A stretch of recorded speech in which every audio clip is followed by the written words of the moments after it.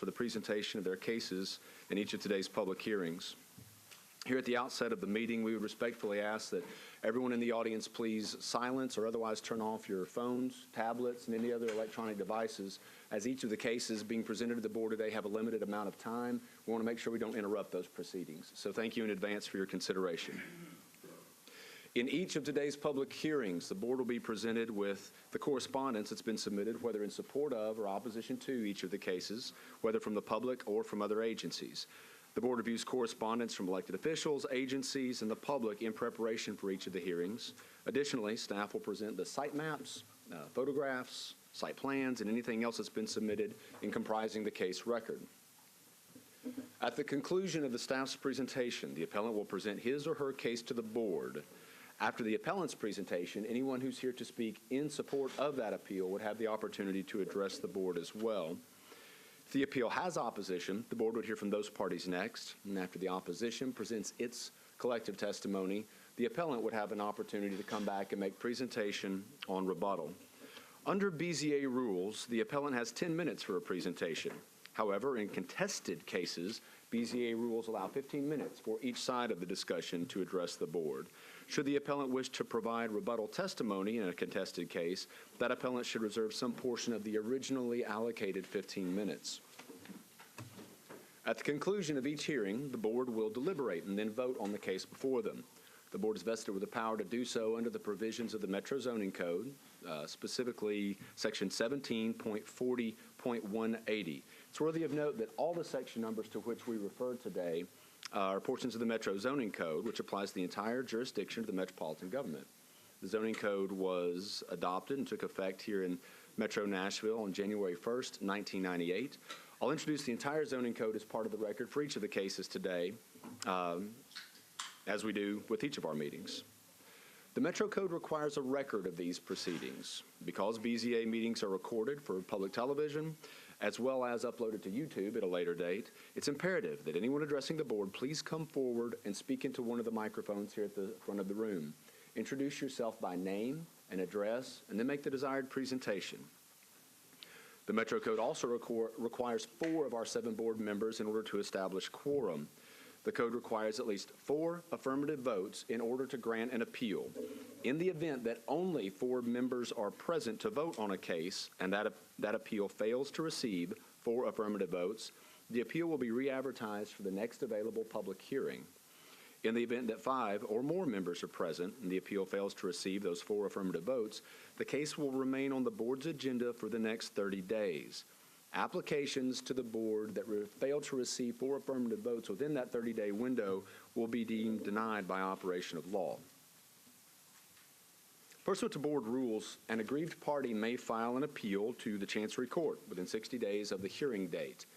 Additionally, an aggrieved party may file a motion for rehearing within 60 days of the original hearing date, pursuant to the terms of the BZA rules and regulations for such rehearings. After that time elapses, the board's decision becomes final and no further action can be taken. For the appellants, if your appeal is granted, you are in fact required to obtain the permit for which you have applied. A permit must be obtained within 2 years of the board's approval in order to remain valid. After that 2-year window, you would have to go back to the beginning and start all over with the BZA. It should also be noted that if any false or misleading testimony is presented to the board, any board approval could be revoked at a later date by means of a show cause hearing before the BZA. Mr. Chairman, I would submit that all the cases have been filed in the proper order, that all appellants have been notified by certified mail, and all legal notice requirements have in fact been fulfilled. We have a few preliminary announcements that are important for the board regarding the docket here at the outset of the meeting. First, case number 2017-230 involving the property at 7435 Old Hickory Boulevard in the Whites Creek community is a case that's been withdrawn and will not be heard by the board. Again, that's case number 230. Additionally, we have a handful of cases that have been deferred, all of these cases being deferred to our next meeting, which is scheduled for December the 7th, 2017. Those cases are as follows. First, case number 2017-274 involving the property at 2926 Foster Creighton. Next, case number 2017-321 involving the property at 1107 Seymour, also deferred to December 7th. Next, case 2017-323, involving the property at 17 Fern Avenue, deferred to December 7th. And then toward the back of your agenda, board members, the collection of cases beginning with 2017-333 and continuing on all the way through 343. Each and every one of those cases, brought by the same appellant, is being deferred to December the 7th and will be heard on that date. Again, that's 333, 334, 35, 36, 37, 38, 39, 40, 41, 42, and 43, all deferred to December 7th. What about case number 259? 259. Did I have previously called it deferred? You did not. I did not. All apologies, Mr. Chairman. It is, in fact, case 2017-259 involving the property at 1322 6th Avenue North in the Germantown neighborhood. It's also deferred 1 month, which will be at our December the 21st BZA meeting at the request of the item A appellant.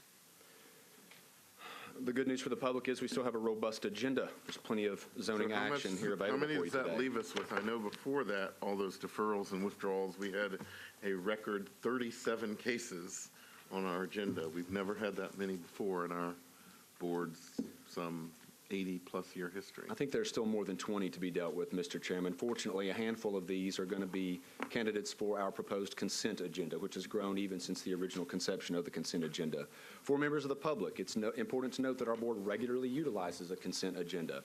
One board member reviews the record for each case prior to the hearing and identifies those cases where the appellants meet the criteria for the requested action. If the reviewing board member determines that the testimony in the case would not in fact alter the material facts, then that case is recommended to the board for approval. We will enter into the record those cases that have been so recommended today, and if anyone is here in the public in opposition to one of the cases that I identify on the consent agenda, just raise your hand and the case will be removed from the consent agenda and then heard in its regular order. The following are the cases recommended for consent agenda. First, case 2017-324, involving the property at 1001 and 1003 9th Avenue South in Council District number 17. Is there anyone here in opposition to case number 324? Seeing none, that case will be recommended for the consent agenda with the understood condition that it be penned with the Planning Department's recommendations for that variance request. The second case on the proposed consent agenda is 2017-326, involving the property at 1112 Brookmead Drive in Council District number 25. Is there anyone here in opposition to case number 326? Seeing no one, that will be recommended for the consent agenda as well. The next item is case 2017-328, involving the property at 549 Moore Avenue. Is there anyone here in opposition to case number 328? Seeing none, that will be recommended for consent agenda with the condition that the appellants abide by the recommendations of the Planning Department on their variance request. Case 2017-329, involving the property at 1019 West Grove Avenue. Is there anyone here in opposition to case number 329? Seeing none, that will be recommended for the consent agenda with the condition that the appellants follow the Planning Department's recommendations on the variance request.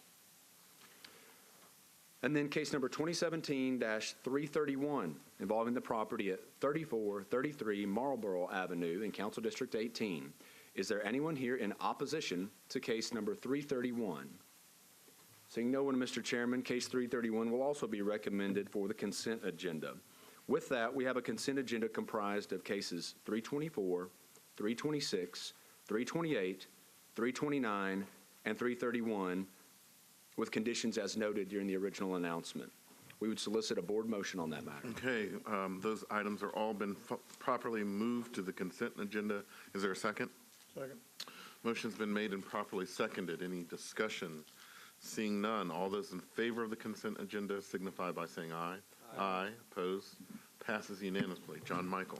For those members of the public who are here on any of those cases that were just approved on consent, you have approval. You do not have to stay for the remainder of the day, as there will be no hearing on the case that you've come here on today. However, you're welcome to do so if you wish. With that, the consent agenda is approved, and Mr. Chairman, we would take a moment to recognize any elected officials who are in the audience at this point. However, Many of our council members are out of town this The particular League week, of Cities, yes. learning more about how to do a capable job of being good leaders for our community. So it does not appear that we have any elected officials But if with there are us any today. future elected officials, please go run. We invite you at a later date to address the board if that is the case. Mr. Chairman, we also need to take up some business from prior BZA meetings. You may recall that the case involving the short-term rental permit item A appeal from 96 8th Street North in East Nashville has been previously before the board. We did not obtain 4 affirmative votes for any motion on that matter.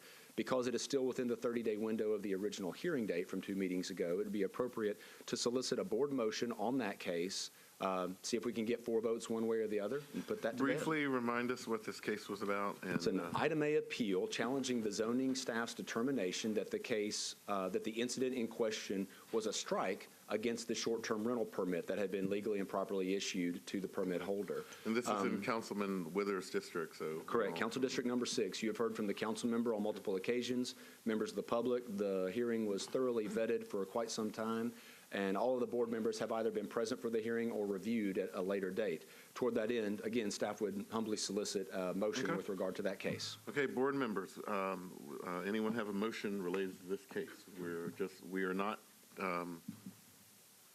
are just taking motions. We're not rehearing any part of the case. So is there a motion?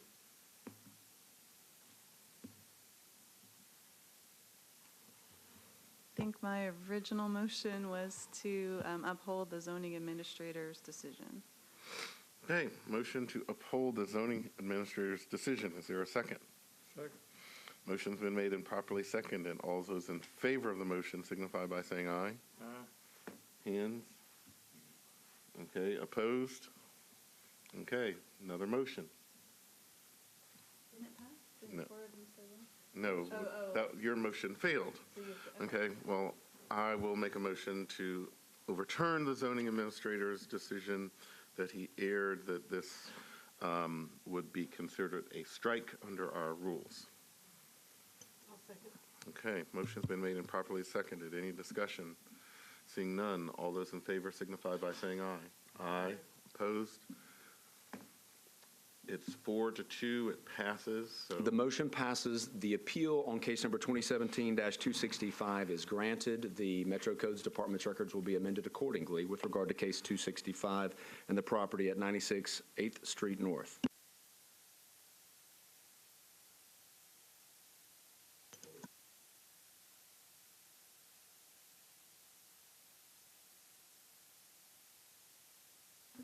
Mr. Chairman, similarly disposed and yet having nothing to do with short-term rentals is case 2017 number -272. This was the case previously heard by the board addressing the property at 2000 West End Avenue at the intersection of West End and 20th with regard to the project for the Graduate Hotel. At the end of the board's hearing on the matter at our last meeting, we failed to obtain 4 affirmative votes one way or the other. We had board members absent, however, from that meeting who are now present today, namely Mr. Taylor. Mr. Taylor, have you had the opportunity to review the entire case file for case number 272? I have, and I reviewed the video of the meeting. Very well. And are you in a position then to participate in a vote with regard to that appeal? Yes. Very well. Mr. Chairman, we can solicit a new motion. That's just fine with regard to the parking variance that was at issue on case number 272 and take the vote accordingly. Or do I just vote on the previous motion? Do I just vote on the previous motion? you can vote on you like We the prefer motion? a fresh motion for Okay, benefit here's of a this fresh meeting. motion so everyone knows what we're voting on. I make a motion that we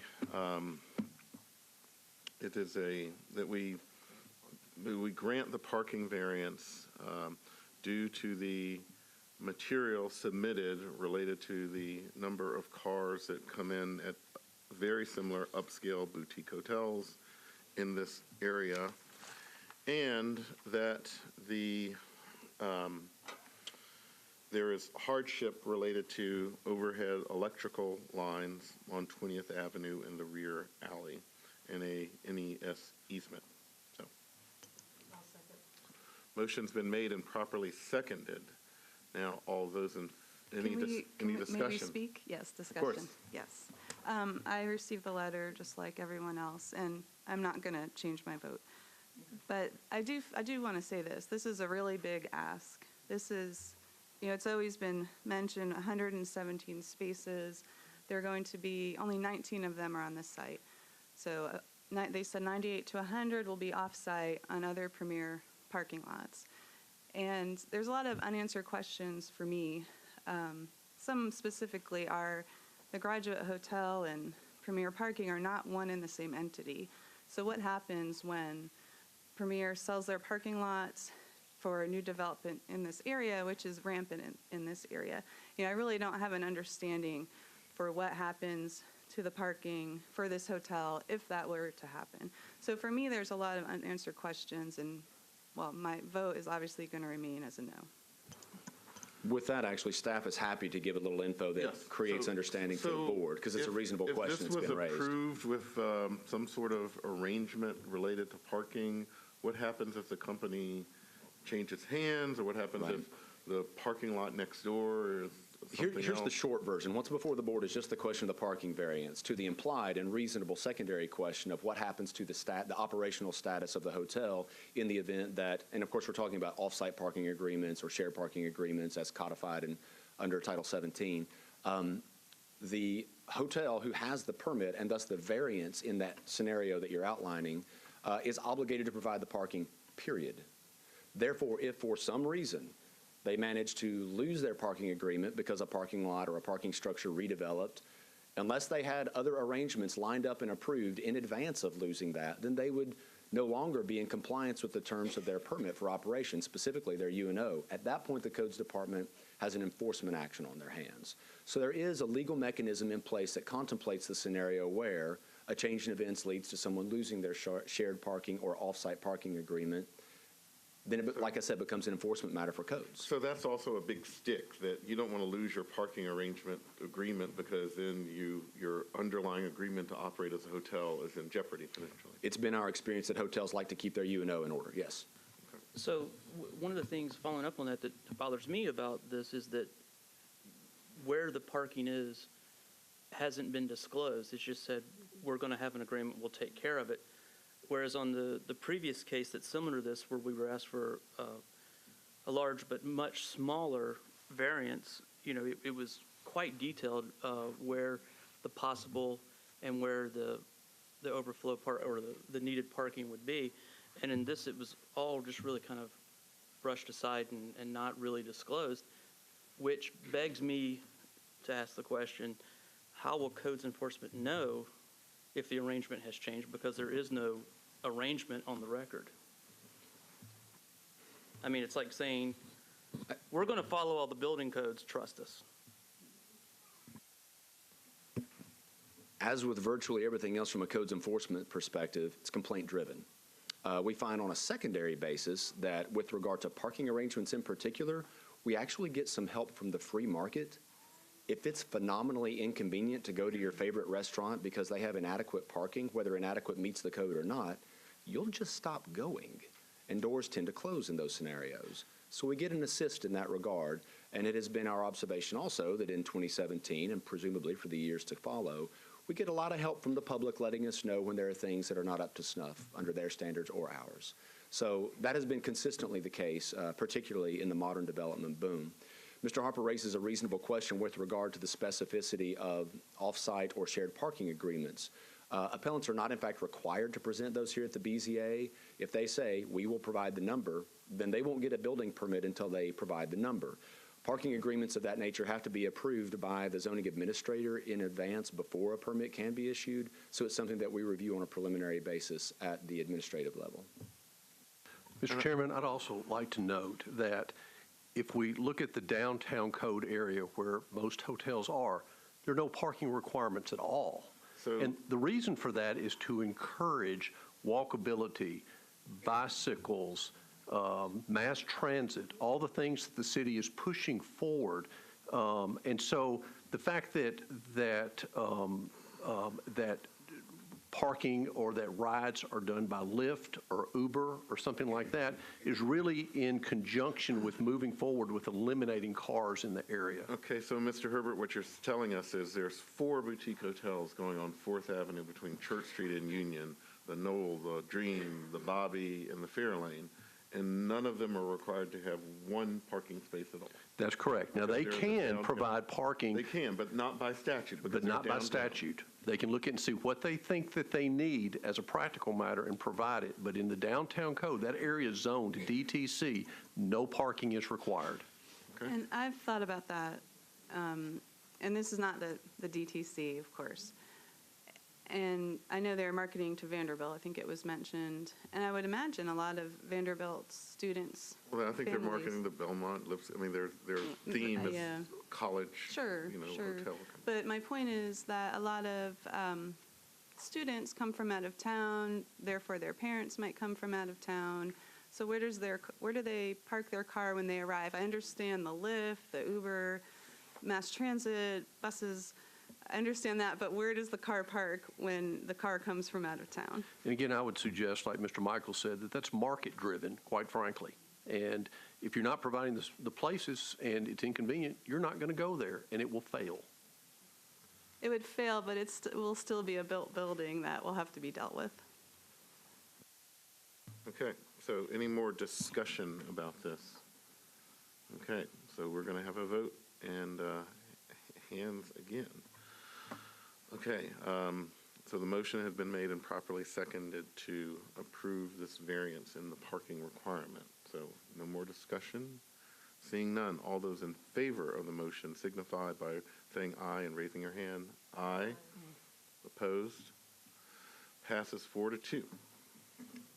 With that matter handled, Mr. Chairman, we're prepared to move into our first case set for public hearing today. If you'll give us one moment to get set up.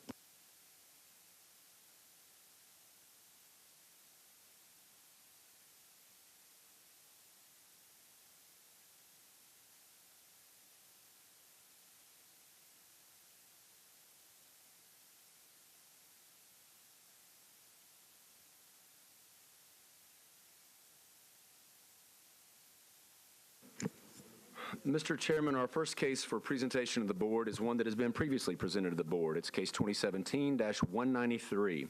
The case involves the property located at 2304 9th Avenue South in Council District Number 17. Sarah Orantia, the appellant and owner of the property, seeks a variance from lot size requirements in the R8 zoning district. The aerial photo shows the property in question here. Site plan submitted gives a layout, and I think your actual case file involves even more than just this site plan. From my late summer site visit to the subject property, you get a sense of the layout of the neighborhood, and then from the face of the property once again. Mr. Chairman, the case was presented to the board previously with regard to this request for the lot size variance. At the time, the board wanted to hear more with regard to the request and allowed the case to be deferred indefinitely to a date of the appellant's choosing. Apparently, this is that date. So if the appellant will come forward, introduce yourself by name and address, and make the desired presentation to the board. Okay, is the appellant here? Case 193 Is there an appellant or any other representative for case number 193? at 2304 9th Avenue South. Mr. Chairman, in the absence of an appellant on this, the specifically selected reset date, the board has the ability to either defer to a later date. If they choose that route, the staff would respectfully suggest the first meeting in January. Or in the alternative, the board can take action today with regard to the request, given that the appellant has not appeared. Okay, I have a question. What is the status of the property if it's a lot size variance and there's a building already on it? I think this was more in conjunction with a desire to use an accessory structure for residential purposes, as it is R, not RS. So it was seeking to create permission for modified use of the property by the avenue of a lot size. yeah, let's indefinitely defer this again, and if they come up with a date, fine, and if they don't, they don't get what they're asking for. Does our lawyer feel? Let's wait to hear from our lawyer. Okay. Or we might just push it to January, or just vote it down.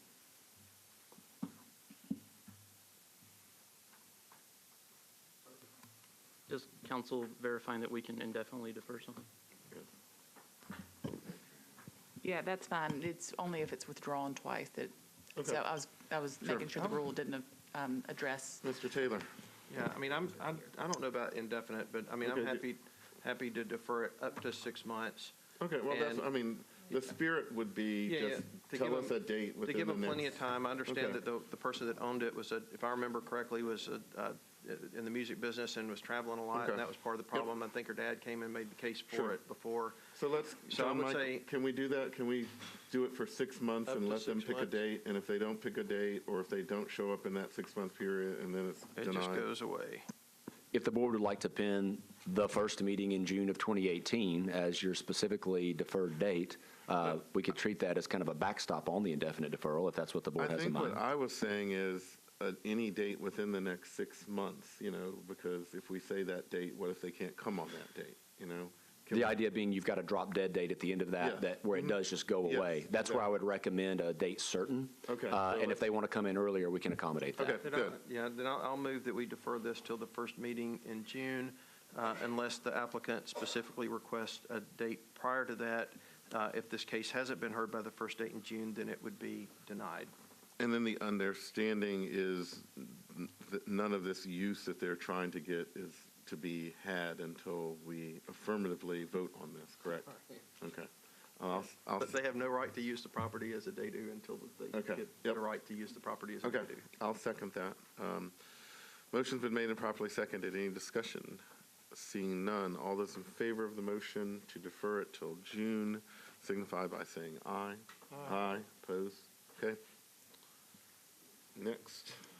Mr. Chairman, the next case to be presented is case number 2017-270 in Council District Number 32. The subject property is 3501 Murfreesboro Pike.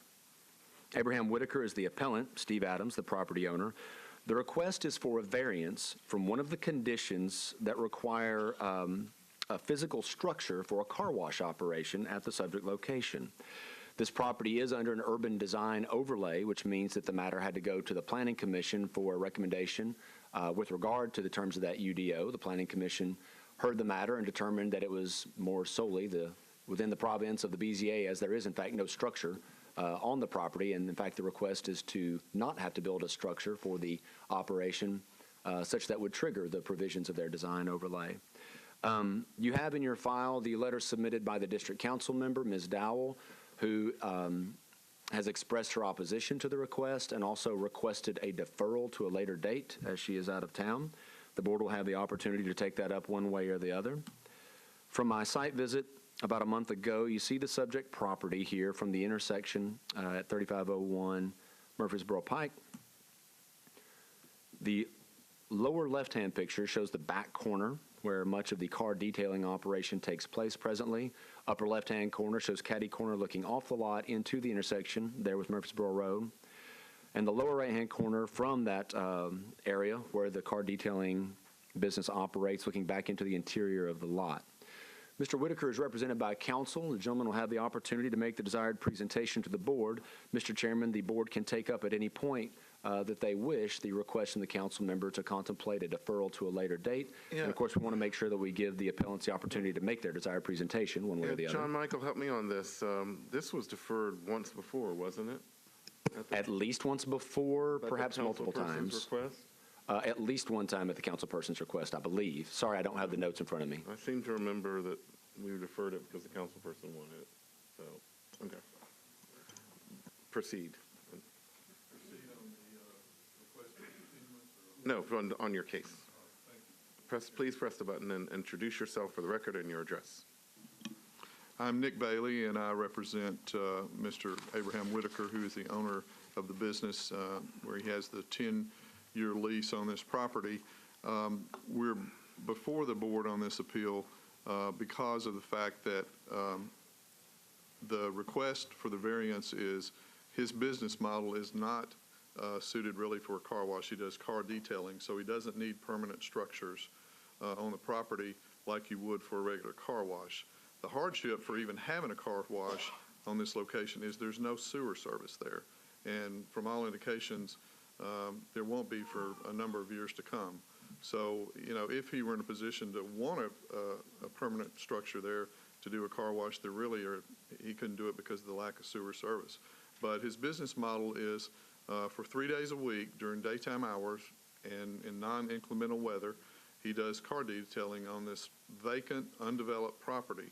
And while it does fall into the UDO, it is not, he is not doing anything that requires a development of the property. He understands if we were coming in to develop it or put in permanent structures, clearly it would go before the UDO and be considered under those standards. What he's requesting from the board is a variance based on a couple of reasons. One is it's our position that because this is a temporary use of the property, and I don't think I don't think Mr. Herbert would disagree with this. It's a temporary use of the property, and since Metro Codes does not even require permits for temporary uses, that we think because of the fact that it's a temporary use, where he comes every day, the 3 days he's there, puts up temporary tents, does the work, takes everything down, has a water recovery system while he's there, that it's temporary use. And there are plenty of weeks when he's not there at all or only there once or twice a week, obviously, because people don't get their car detailed in inclement weather. So that's one issue. And then the other issue is just that it's not his business model, and he's not asking for anything that would require permanent structures to do his business.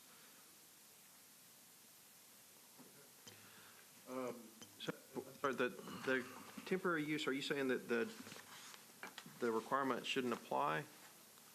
I'm saying because it's a temporary use, Metro does not permit any temporary uses in the whole county. And while temporary is not defined under the code, there is no strict definition of what is temporary. Is that 1 day, 2 days, 3 days? I don't know.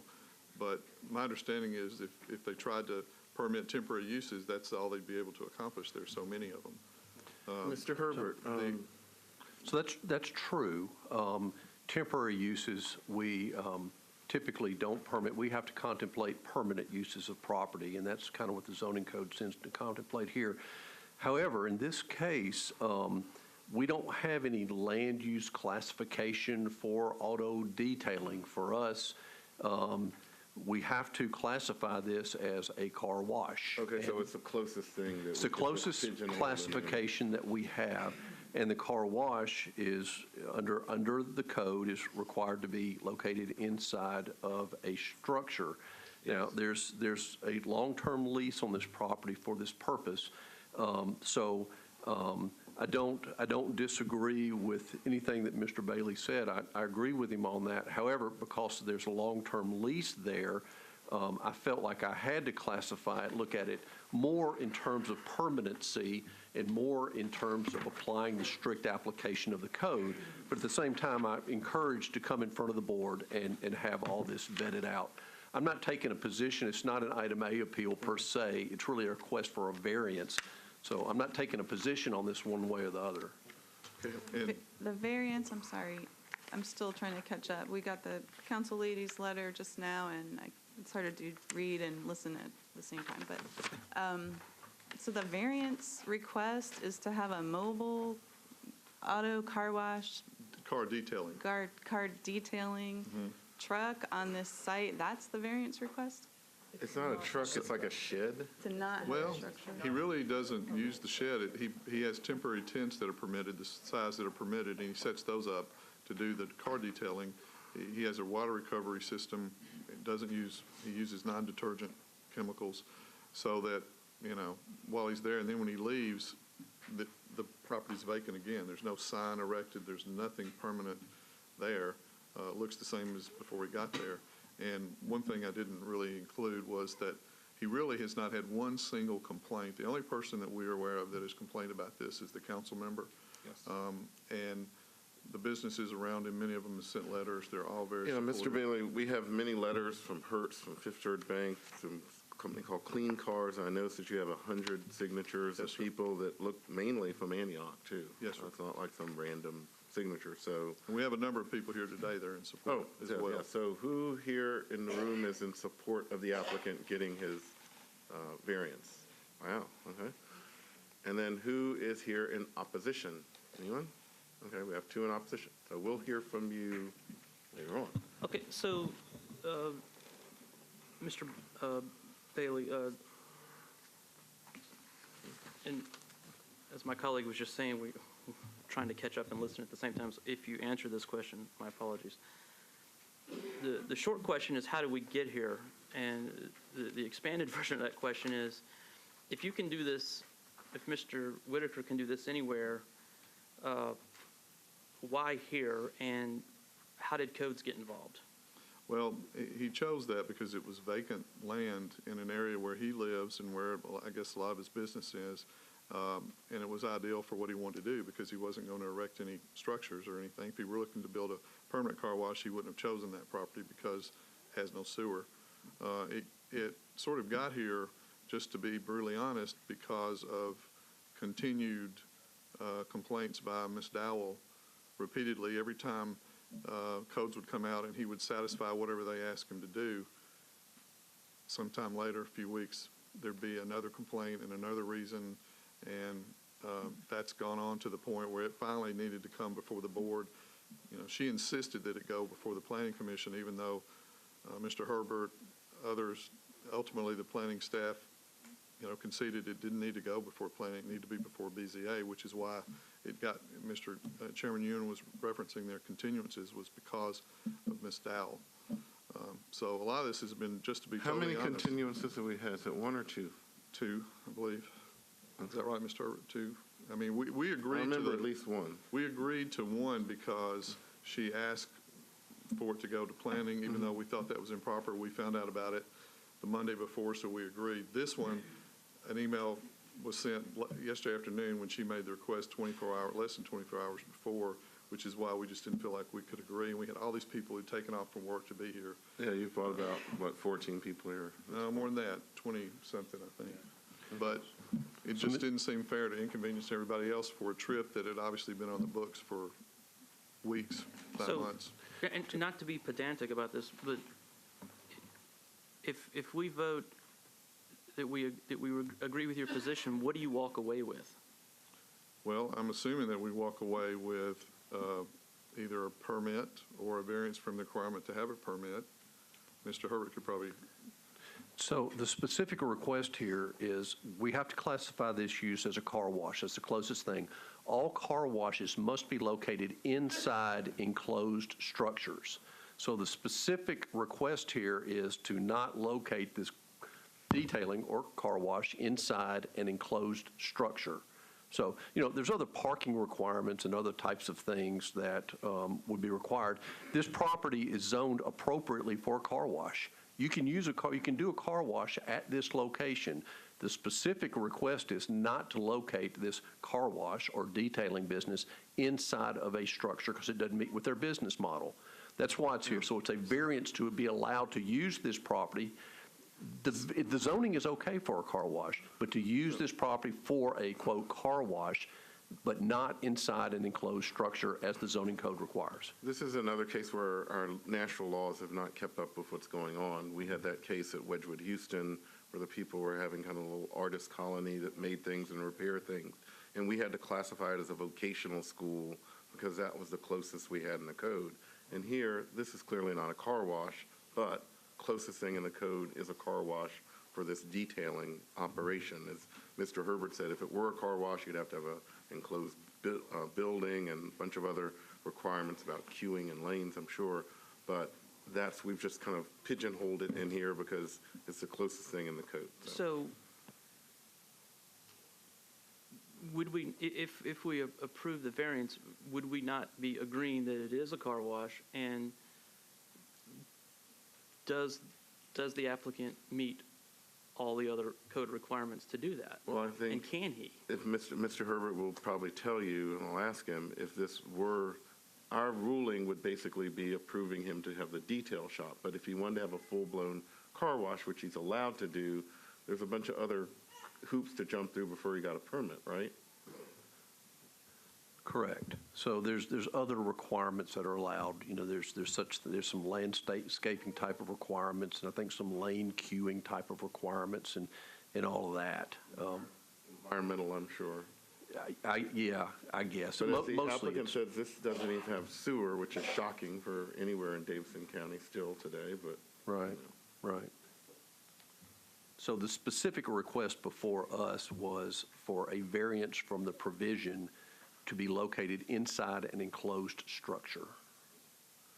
Boil it down, that's what they're asking for. No, this is not a car wash, but we've kind of put it in the car wash category, and therefore, we're asking them to have, they're asking for a variance to not have an enclosed structure. As you heard, they have some tents where they do all the little detailing.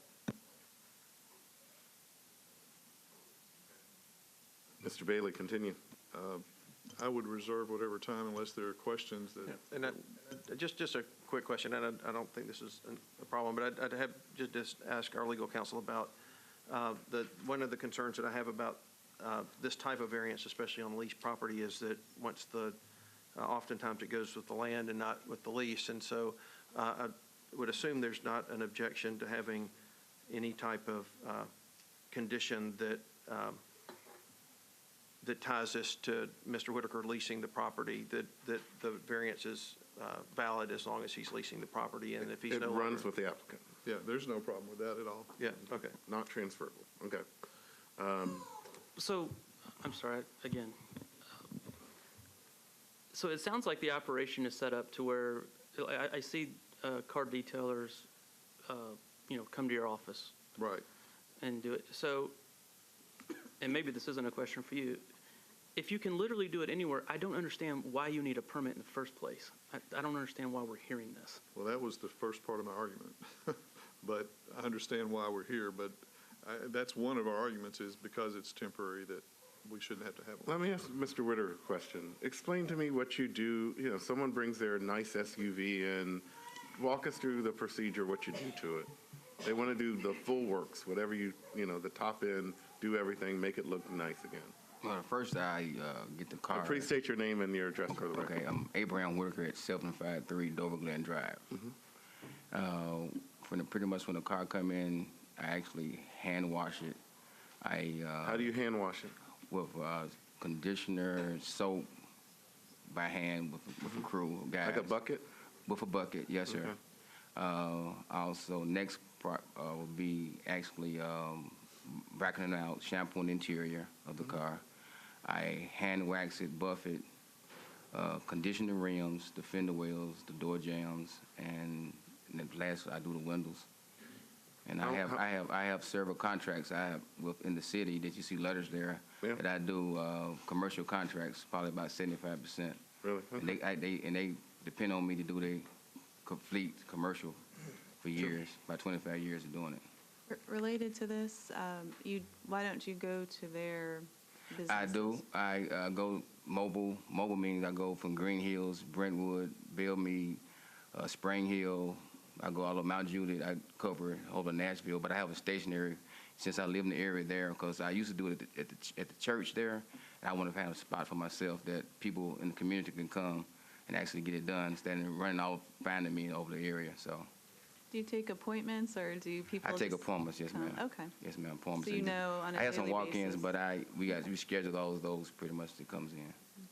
Just understand this is an unusual case for us, so we're trying to get all information. Right. And, Mr. Chairman, I'd like to answer Mr. Harper's question if I could. So because the long-term lease on this property to operate it at this location, quite frankly, I just wasn't comfortable making a call that this was a temporary use. So, but this board can absolutely make that call that this is a temporary use and no permit is required. It's you all's decision.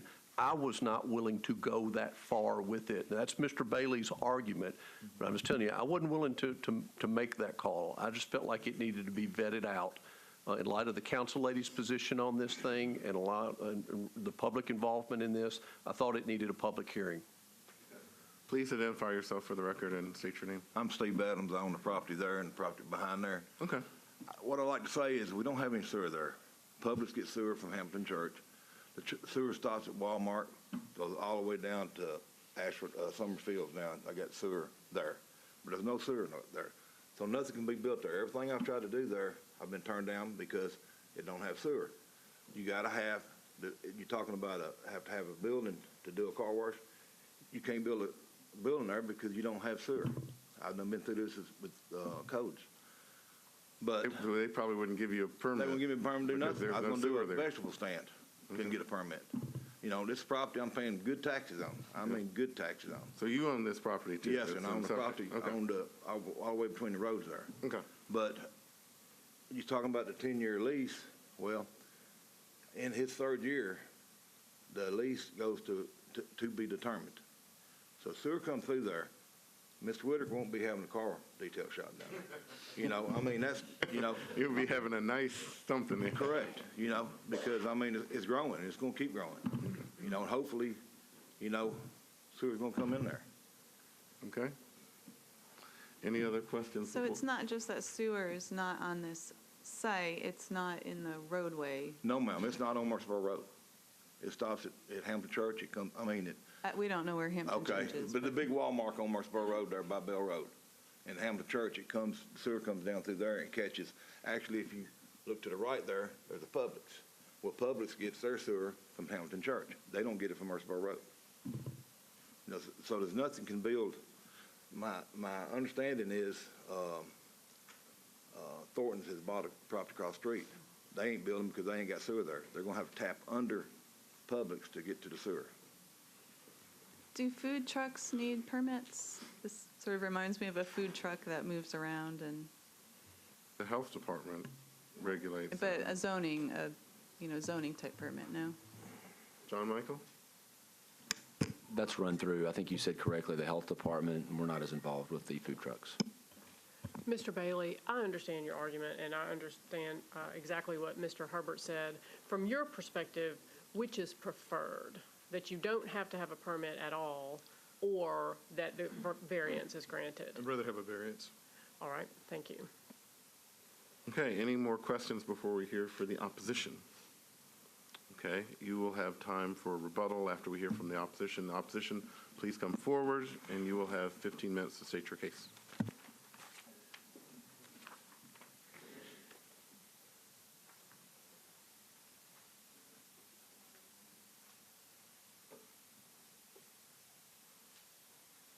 Please identify yourself for the record, state your name, and why you're in opposition to this particular variance. My name is Beth Highland. Press the button. Press the button down there. Hi, Yes. my name is Beth Highland. I'm a resident. I live at 1847 Isabel Lane in Antioch. I drive by this location every day. It's an eyesore. It goes against the UDO that's been put into place to make sure that we have quality development in our community. You know, we've got a lot of people trying to make improvements to our community, bring in quality businesses, bringing in IKEA, bringing in we need restaurants, we need retail, and this does not really fit. It fits in the car wash model, but like it doesn't. But just to have a pop-up vendor doesn't look professional. It doesn't look polished. It doesn't really go with what could go there. And what I have noticed is seeing a trend in other pop-ups in different locations that are sort of following this model in our community. And we don't need that. We need better quality development. And I respect that he wants to start a business and he's working hard, but generally these businesses will go to people's homes. They don't have to be in one location like that. I'm also concerned about the environmental impact. If we don't have sewer lines there, what's this going to do with stormwater drainage? What is this going to do for the environment in general? So thank you for your time. Okay, please state your name and address for the record. My name is David Chilton. I live at 1416 Forrestal Way in Antioch, Tennessee. I am also Metro Beautification Commissioner for that area. It's a volunteer position, unpaid. I too live in that area, and it is an extreme eyesore. One of the major issues that I have is this term car wash. They're trying to say that it's not a car wash and simply an auto detailing operation. I don't know if you've seen pictures, but they are washing cars. It's Yeah, a please. spray. Yeah, we'll see these pictures. Continue. It is definitely a car wash, as you can clearly see them operating it as such in the business, in the photos. There is no sewage there, and I heard a statement made that the runoff, that it's self-contained. As you can see from the photos there, I don't see any indication that the water is being retrieved. It is left to run out there. As you can also see in the photos, this area across the street, there is a Thornton's that's going to go in. They do have a problem as well because they're going to have sewage put in. It's a very nice area, and when you have this type of operation, other businesses are not going to find it appealing for them to establish a business there. We want some restaurants in over there, some other nice things, and these people are not going to build a business as long as an operation like that is in place. We talk about temporary. I don't know how long is temporary. Also, on that property, they've got a porta potty out there that sits there 24 hours a day, 7 days a week. And I would like to ask that this variance not be granted. Do you know, they said there wasn't a sewer line there, and and the owner of the property has said basically as soon as the sewer line happens, then some of the things that you're talking about is desiring for your neighborhood seem a whole lot more likely, because even the owner of the property said, well, hey, if I get a sewer line, it becomes valuable and the restaurant might want to go there, but there's not going to go there now. It does make it feel to me like a fairly temporary situation. So, I guess to your knowledge, are they? I guess they are correct on the sewer line issue. But why isn't this an appropriate thing for, let's say, the next 3 years till the sewer line comes? Well, I own property, commercial property near that area too, and I'm in the same predicament. I do not have sewage. But as far as the restaurants coming, I was not referring to this property that we're discussing. It's across the street where the Thornton's is going in. And they've had plans to put in a temporary sewage, but I do know that sewage is in the makings for the other side of the road. It could be years and years before sewage comes in at 3501. I have no idea. Any other questions for the opposition? Do you have anything else to add? Okay, thank you. We're going to hear from the applicant again on rebuttal. Mr. Chairman, I don't have really anything else to add to what we did. I have one. Everyone can hear you on the Sorry Metro about that. National Network. Sorry about that. I have one photograph that has Google on it that shows the property before Mr. Whitaker started using the property, and then I've got 3 others that show some of the improvements he made. It looks far better since he's been operating it We'll see those as well. than before. So is there a porta potty on this property? Yes, sir. Yes, Okay. And that they just, put there for the there it is. workers. Okay. Any other questions for the applicant? Yeah, go ahead. We're just looking at the photos, and it looks like there's, an inlet for possibly a storm sewer. I mean, I'm not the expert, but that's what that looks like to me. I don't know if you can see that. I haven't seen those photographs. Let's ask the property owner. Like you said, it sounds like when sewer's coming, he's going, Yes, sir. right? Unless he can afford a whole lot more than he's paying now. Right. Well, So that's true. you're actually pulling for sewer one day. Oh, yes, sir. Yeah, I've got 17 acres there. Yeah. So Like you said, I'd with like to have sewer, more. this may not be the best use of the property from your financial perspective. no, sir. Correct. The future value of this property makes it temporary in a sense, really. I see what you're saying. It just looks to me like there's something in place, and I don't know where it's going. I don't know if it's an important point, but it's just a little bit of an oddity. So that I understand it, this picture on the bottom right that's on the screen, there's also a food truck, and there's a little, what looks like a wooden shield behind the food truck. That's separate from That's separate. your business, right? Yes. Correct. And are you agreeable to doing something like that around the porta potty so that that's not seen from the road? Yes, I will. All right. And is that food truck there 7 days a week? Is it there only when you're present, or does it have? schedule. Is that on your property, the food truck? Yes, sir. And so you have an arrangement with that person? Correct, yes, sir. But he has, from the health department, Sure. takes care of that, and he's got his all permits and all that. Okay. So But he's he- mobile, he's a mobile. Does he have a lease from you as well? Yes, ma'am. And how long is that lease? It's the same with his. Okay. And so that food truck operates there at least a day or so a week? Is Oh, that- yes, ma'am, yes, ma'am. But he has to move it, Sure. every night because Sure. it's mobile. Okay, thank you.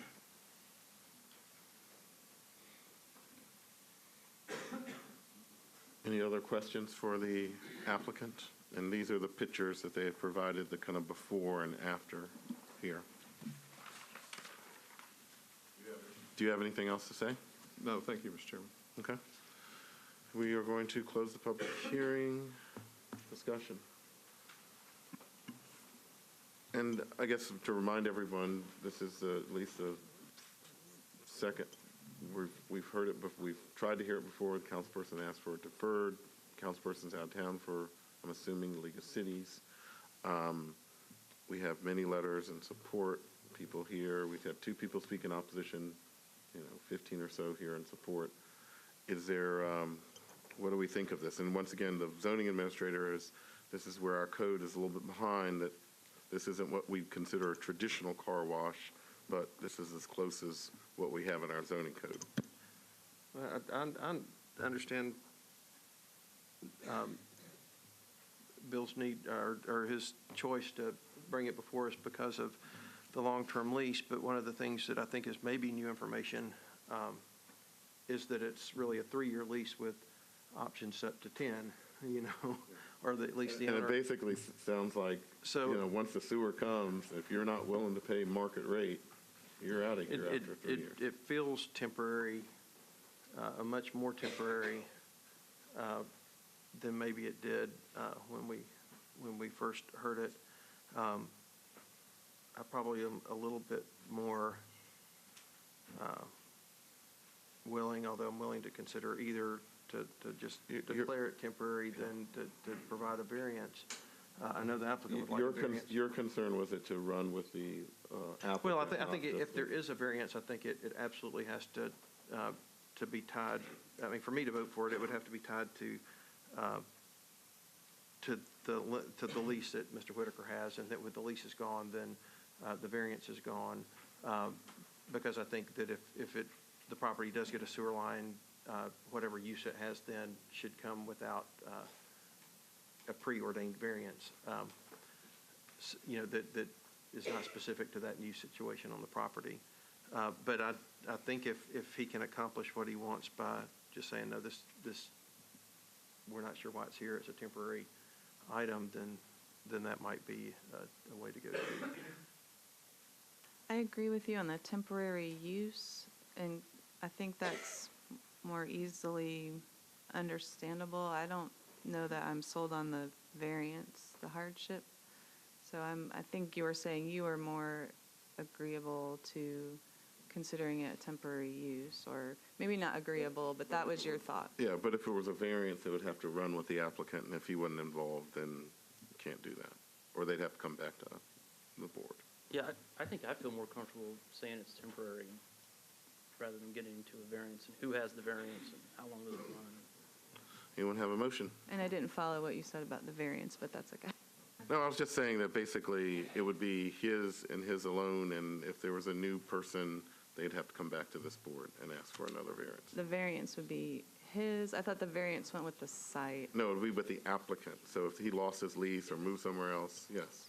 And, yeah, That's what Mr. Taylor was saying. Yeah, and I think that based on the feedback I'm getting from the professionals, that if we do that, then we just vote that we find it as a temporary, that the activity is mobile and temporary, and therefore we don't have to make a decision. Well, can I ask our legal counsel and Mr. Herbert a question related to this? Obviously, it sounds like it was kind of contentious with their council person out there. So I think, Mr. Herbert, you had kind of said you were more comfortable with kind of solving all this using a variance as opposed to temporary. Can you speak on that? Yeah, no, it doesn't make any difference to me at all. And so if you determine that it's temporary use, then we don't issue permits for temporary uses. So, but I would prefer that if you do make that decision, that you say this use is allowed at this location, and we define that it is in fact a temporary use, and therefore no permit is required. And then no part of Metro can come out after them saying you're not doing this because of this or that. You're authorizing the use is what you're authorizing there. Okay. Anyone have a motion? I move that we find that this is a temporary use and is allowed on this property. Motion's been made. Is there a second? Motion been made and properly seconded. Any more discussion? Seeing none, all those in favor of the motion signify by saying aye. Aye. Opposed? Passes unanimously. Next Thank you. case. I don't know that it was part of the motion, but he will definitely erect the structure Oh, around the yes, portalet. let's amend our motion to make that fence or wood around the porta potty. Is that acceptable, Mr.? Yes. Okay. Thank you. Jeff? Thank you, good luck. Okay, next case.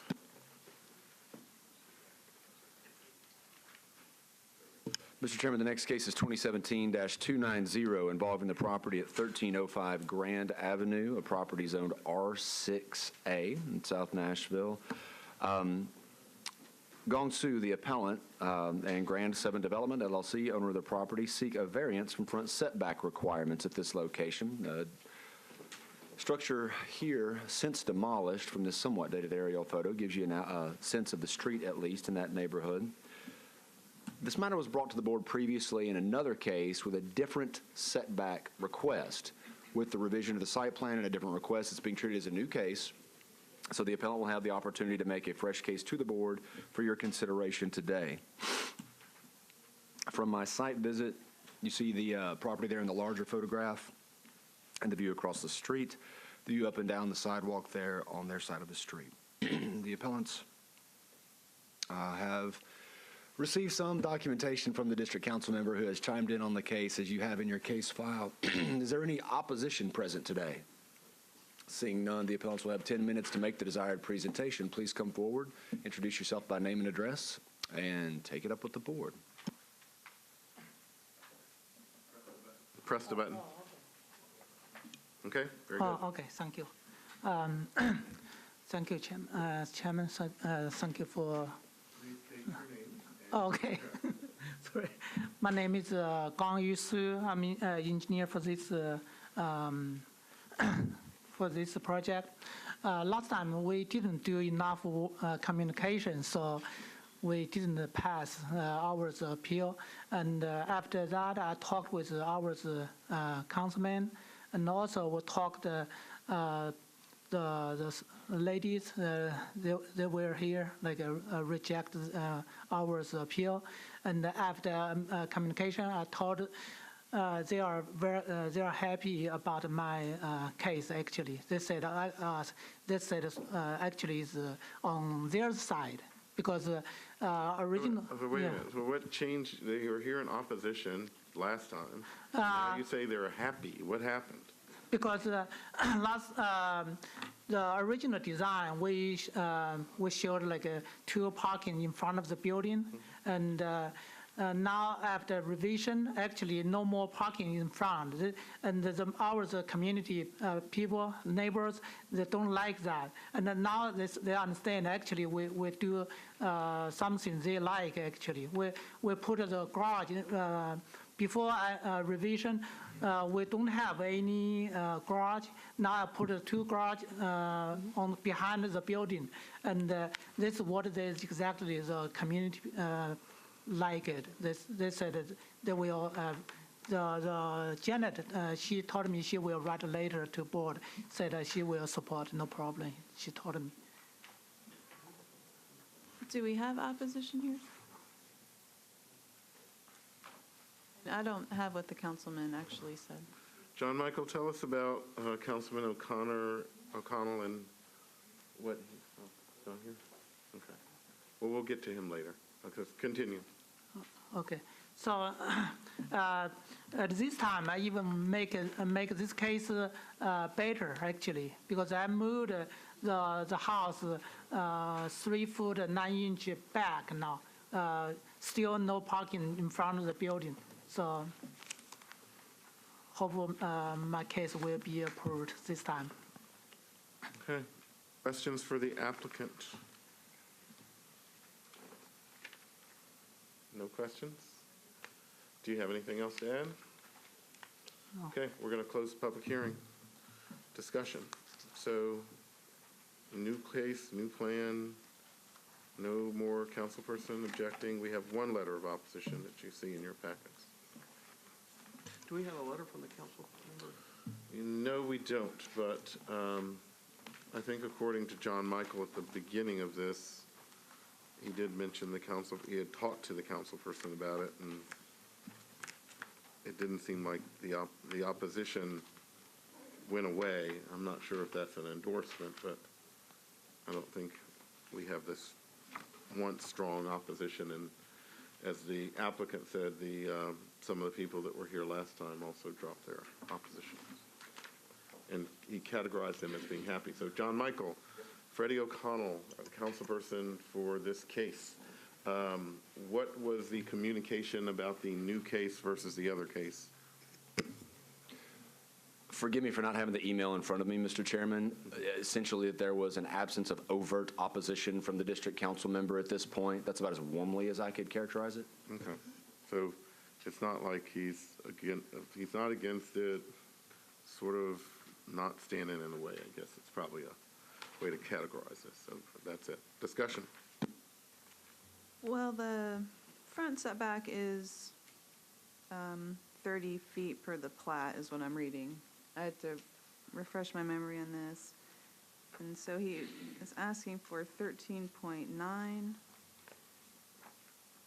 front setback. That still seems to be a bit much. It's not really in line with the neighboring building next door. And so I'm not leaning towards voting in approval. Others? So he's asking for 13 and it's 30. That's a substantial. big ask. Yeah, big ask. Homes on either side, can you tell that on I don't know how to read those. Well, Oh, go ahead.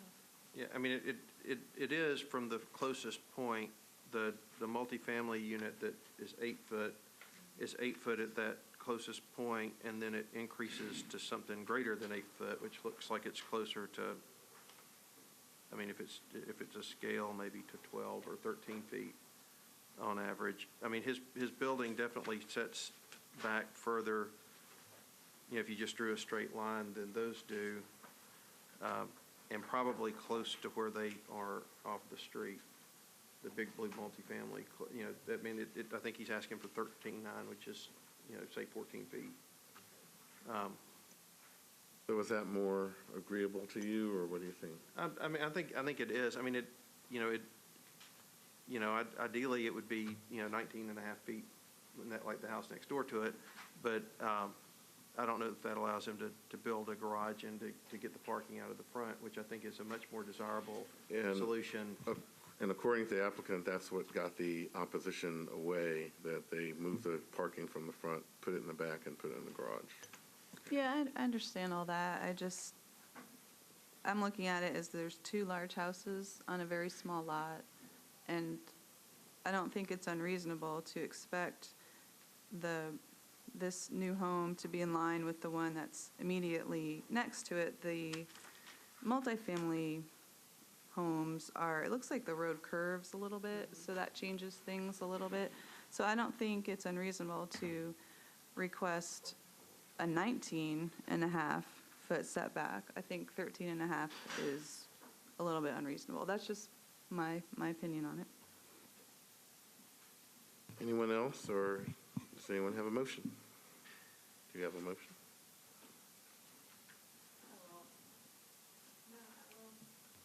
I don't have a motion, but I wouldn't mind approving the request for a 19.5-foot street setback.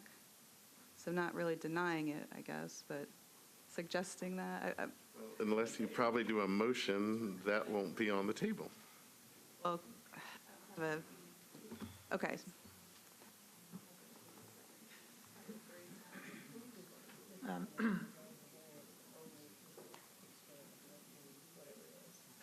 Gotten help here.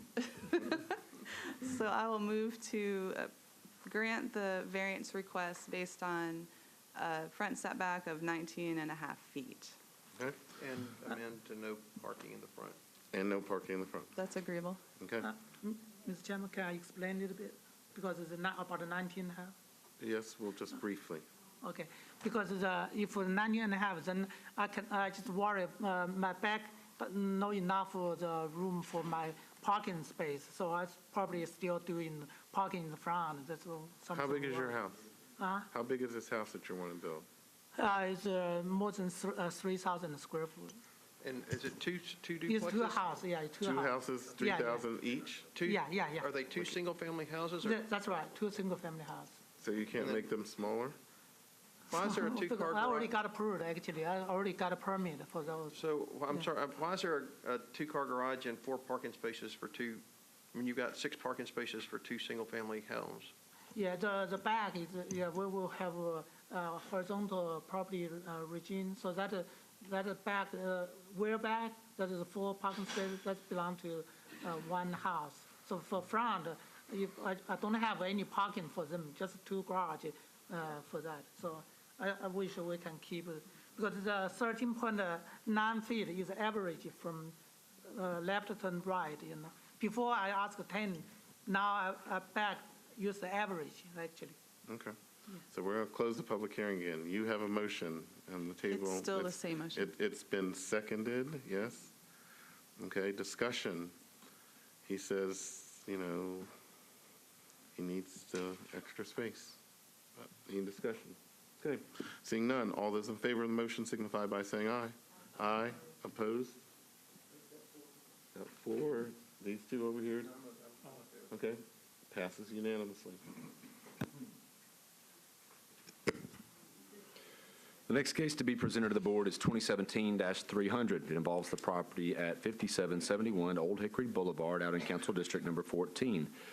Matt Schlickler, the appellant, on behalf of the William Harbison trustee ownership of the subject property, is requesting a variance from sidewalk requirements in the CL zoning district for reconstruction of an existing restaurant at this location. Aerial photograph shows the paramount experience in dining here in the South, Waffle House, where I have graced the doors more than once, Mr. Chairman. Site plan submitted gives us layout for the proposed construction, street view of the existing property. Again, the request is for a sidewalk variance. The original request involved, as the appellants will explain, a proposal for an alternative arrangement for the sidewalk, particularly the planter strip.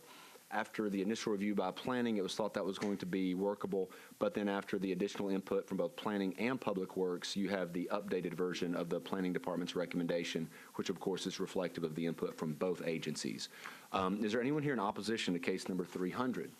Seeing none, the appellants will have 10 minutes to make the desired presentation to the board. We'll ask you all to introduce yourselves by name and address and take it up with the board.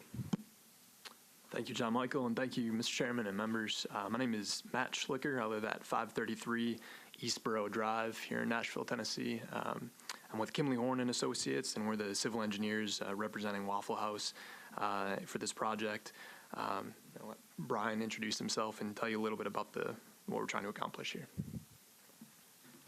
Yes, I'm Brian Russell, and I work with Waffle House, and I am at 572 Oakdale Road, Atlanta, Georgia. And we're here to talk to you today about sidewalks, which is always a big conversation piece, it seems like, in the city now. So we had been in for some period of time in plan review to knock down and rebuild this facility. It's been in the community for 42 years. We've employed people there for 24 hours a day, 7 days a week, and so it's tired and worn out, and we would like to rebuild it and reinvest in the community and continue to operate there. So the property is unique. Most of the Waffle Houses of that era that are 42 years old were built and platted.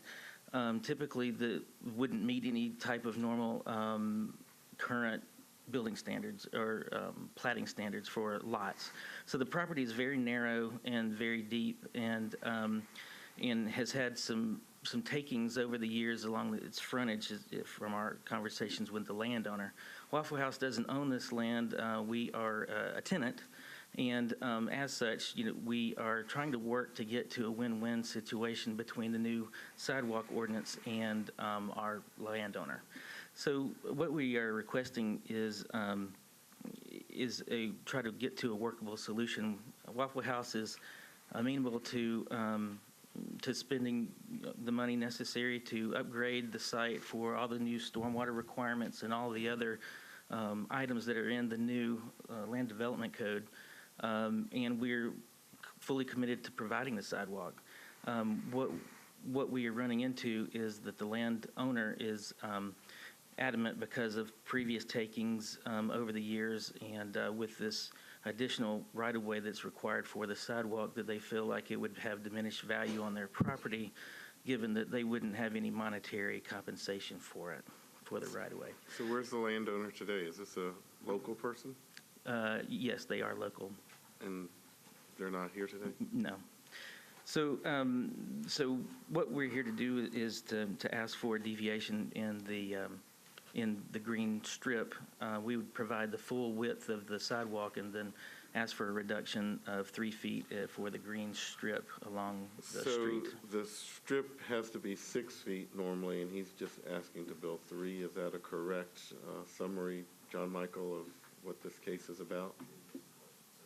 So my understanding is the new sidewalk ordinance, you have to have a 6-foot green strip, and they're just asking for 3 feet. Is that what this is about? That is the reduction that is requested. And also, if you'll note from the Planning Department's recommendation, there's discussion of the dedicated right-of-way, and it sounds like that's even more the issue for the appellants here and for the departments who are reviewing. We're not required for them to donate into the right-of-way. I guess this is what happens. I guess if one day the city of Nashville wants to come in and build some sidewalks, they have the right to kind of take somebody's land, but the owner would get the money for it. But what we're saying is voluntarily give your land in the right-of-way in the future in case we do this. Is that correct? I don't think, no, I've had clients who have had to dedicate right-of-way, and they have not been compensated by Metro. There's, in certain instances where you are compensated, but I can't speak on that, of course. But is there anyone from Metro Planning that could speak on that? If they dedicate it voluntarily, Metro would not compensate them for that. If Metro goes in and takes it, then we compensate them. Yeah, I've had clients who have had to involuntarily give right-of-way, and they have not been compensated. They should have. That's surprising. You're a lawyer.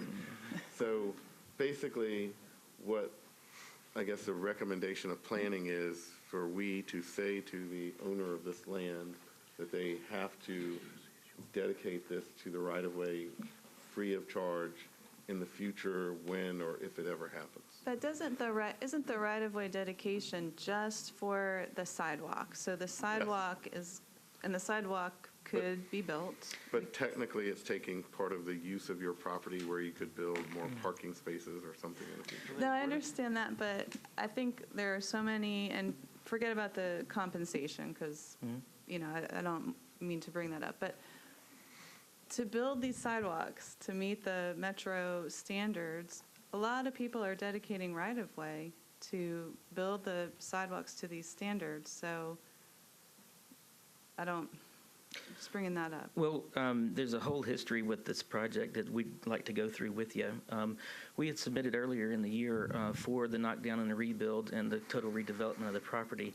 And during the course of that process, the new ordinance came into effect.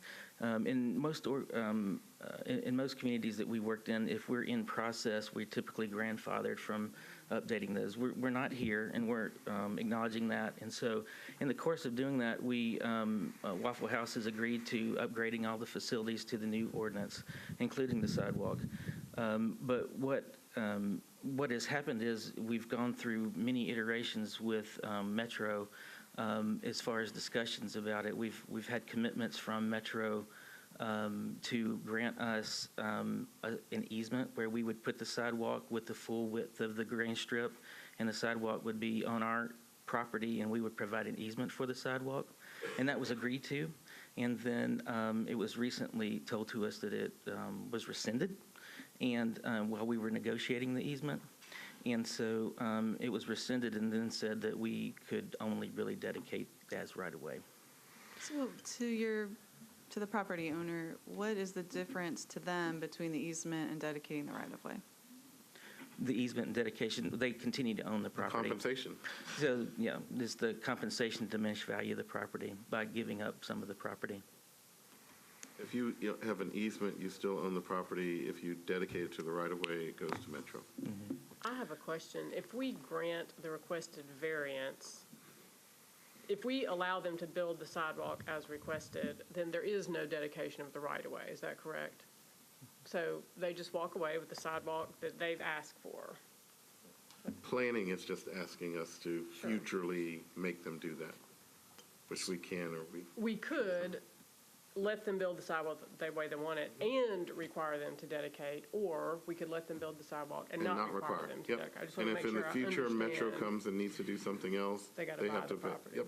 Or, I guess alternatively, while we're on this thought, they could build it with the 6-foot grass strip and the 8-foot sidewalk and then provide the easement. Which is what has been done in the past. And we're amenable to that. Okay, so So you're willing to build the code-compliant sidewalk and grass strip, but you don't want right-of-way dedicated if you do that? exactly, we're at the behest of the landowner, and they're adamant that they wouldn't want to give up property, any more property over Sure. the years without compensation. How for it. long is your lease? How long is the Waffle House lease on this location? Yes, please identify yourself for the record. Yes, my name is John Favre. I'm the Vice President of Development for Waffle House. I live at 5676 Belleville Way, Peachtree Corners, Georgia. Okay. I want to address the land ownership a little bit. We have a long-term lease with this family. It's technically owned by an elderly lady here in Nashville who's in her 90s and is in hospice right now. And so her family members have somewhat control over it, but there's many family members. It hasn't passed on, and it's a very complicated process. We have several leases from her in different states, multiple leases, and we have recently renegotiated those to where we have very long extended terms on those.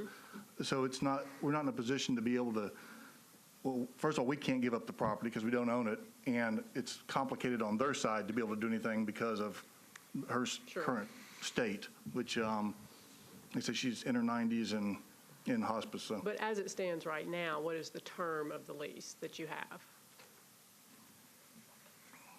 I can't tell you for certain. Typically, with these type leases, we will go with a 10-year primary and a whole series of 5-year options after that. And I believe that we extended this another 40 years, but I'd have to verify that for a total term.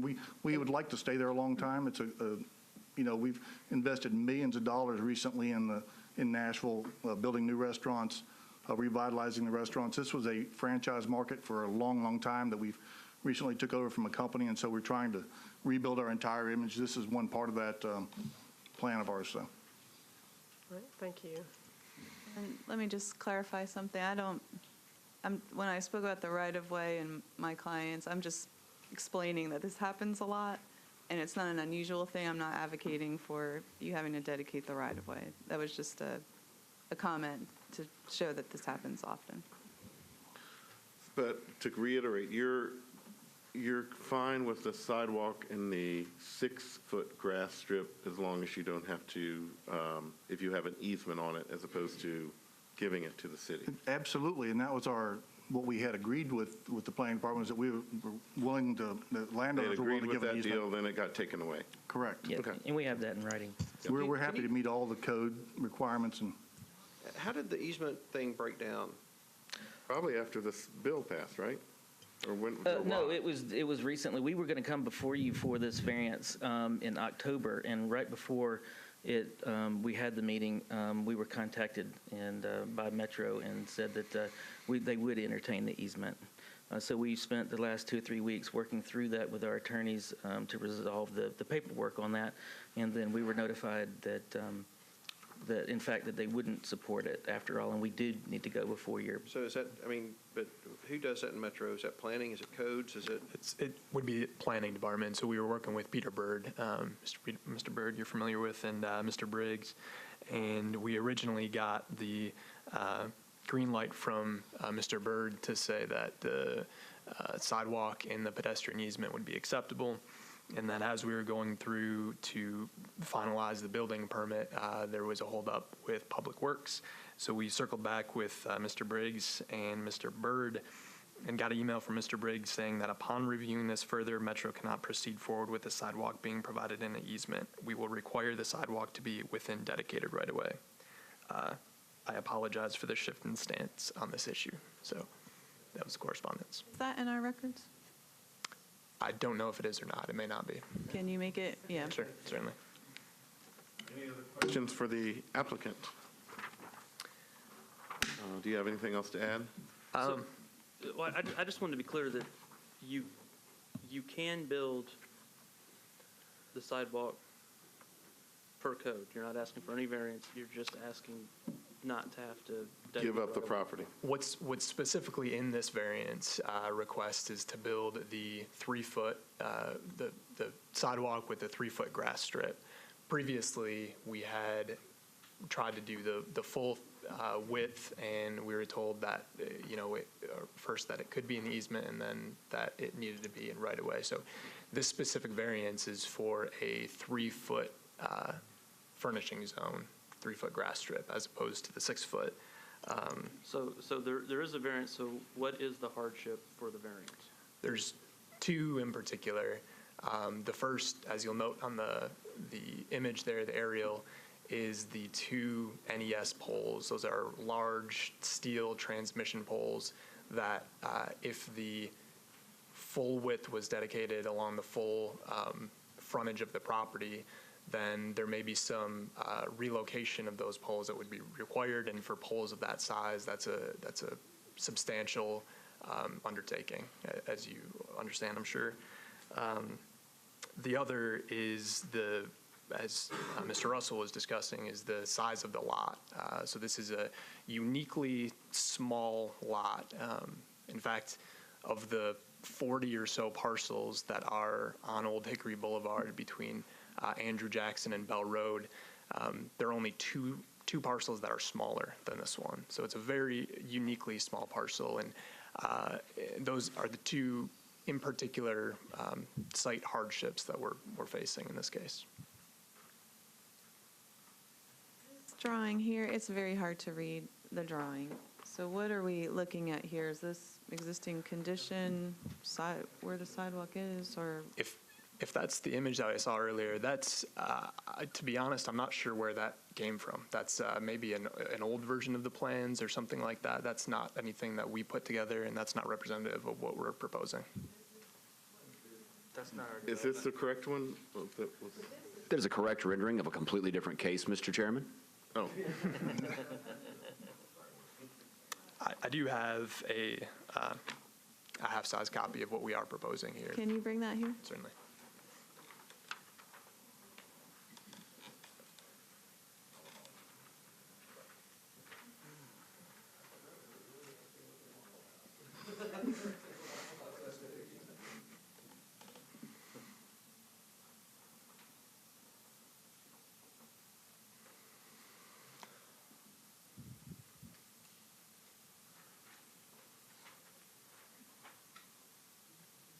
Y'all should have brought us some food.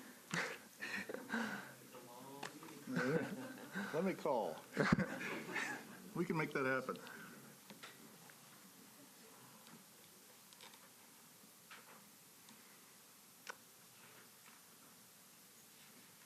I'd like to note that the plan shows, like I said, the 3-foot grass strip and the full 8-foot sidewalk. So we'd be providing the full width of the sidewalk and still providing that pedestrian buffer, significant improvement over what's there already, which I believe is a 4.5-foot sidewalk that's immediately adjacent to the curb.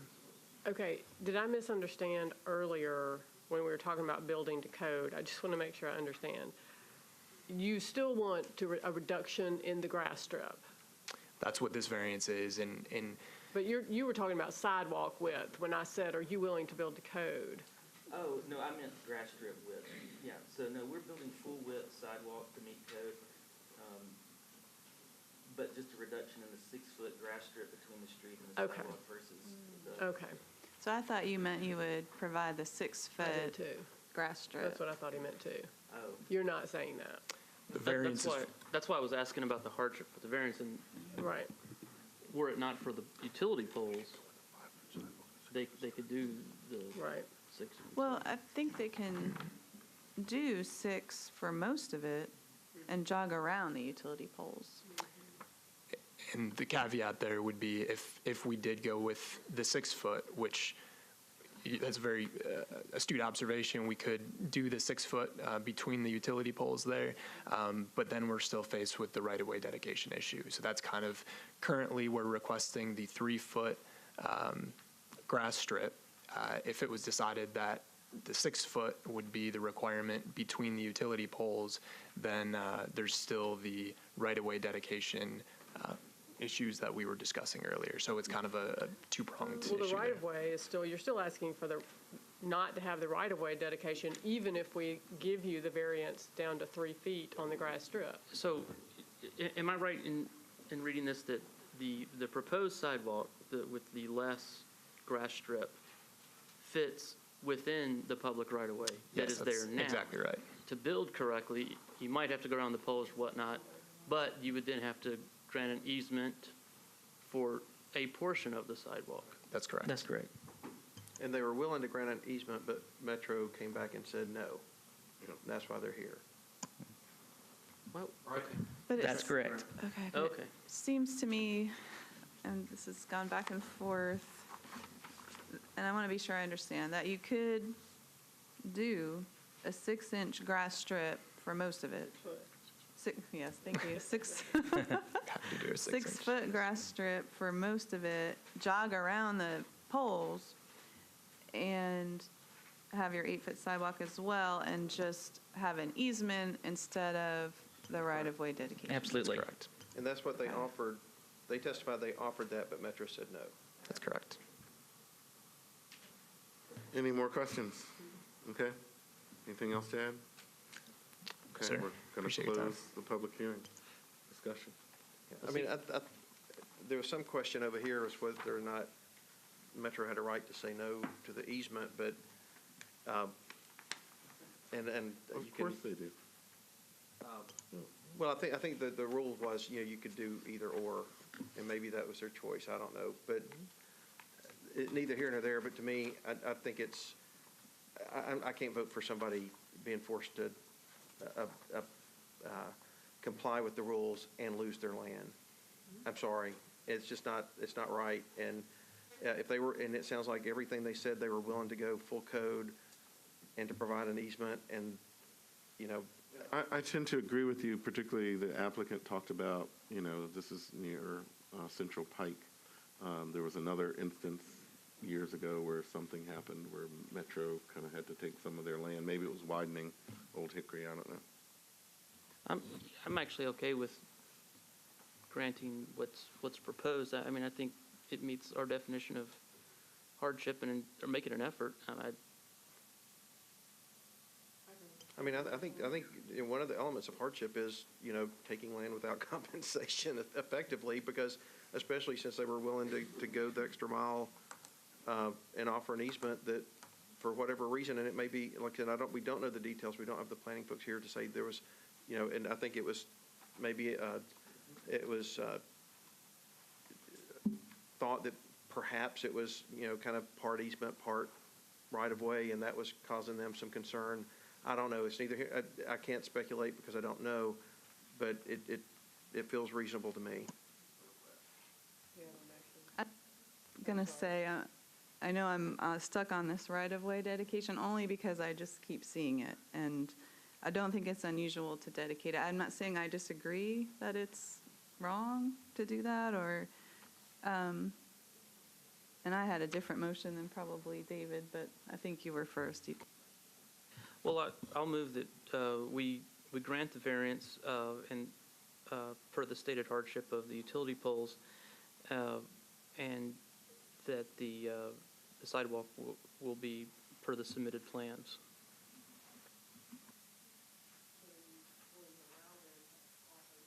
They won't need to because the whole thing gets built within the existing right-of-way. Right. So your motion is for the 3-foot grass strip and 8-foot sidewalk? Just like it's drawn, correct? I'll second. Okay, motion's been made and properly seconded. Any more discussion? I'm going to oppose only because I don't see the hardship. I mean, I don't, moving electrical poles, it happens too, but I do think there's a way to jog around it and still provide that 6-foot grass strip for most of the site and the 8-foot sidewalk, and then dedicate or give the easement, whatever the proper language is there. So that's the only reason why I'm going to oppose. Okay, motion's been made, properly seconded. Any more discussion? Seeing none, all those in favor of the motion signify by saying aye. Aye, hands, opposed? Passes 4-2. Thank you very much. Okay. Mr. Chairman, our next case. Take a break. We'll reconvene after a short break.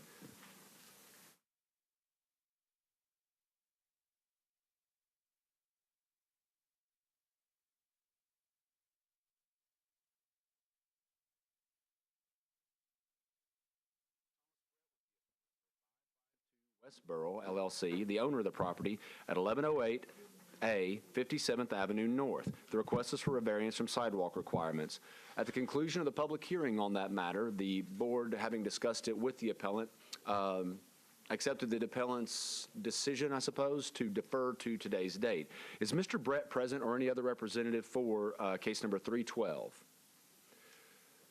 Mr. Chairman, to be perfectly frank, I'm not clear that it was clear to the appellant that it was a deferral to this date. Now, with that said, we are in receipt of a letter from the council, the district council member, Mary Carolyn Roberts, expressing her opposition based upon having met with the neighborhood. We are also joined by a representative from the Neighborhood Association who is here to express their opposition to the request. However, the board has the opportunity, in the absence of the appellant, to defer this to a later date if they wish, or to take formal action today if they wish. Let's defer to a later date. Do you have any 1 meeting, 2 meeting?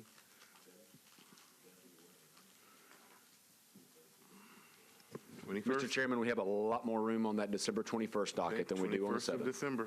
Very well. That matter will be taken up then on December the 21st, and we will formally notify the appellant accordingly. That brings us to the next case on our docket, which is 2017-317, the first of several short-term rental cases before the board today. Sherry Bishop is the appellant and owner of the property at 721 Rebels Drive, shown here on the zoning map and here on the aerial map. The challenges, of course, with regard to the denial of a short-term rental application, the denial having been based upon the appellant previously operating before obtaining the legally required permit. If Ms. Bishop is present, please come forward to the front table and introduce yourself by name and address and make the desired presentation.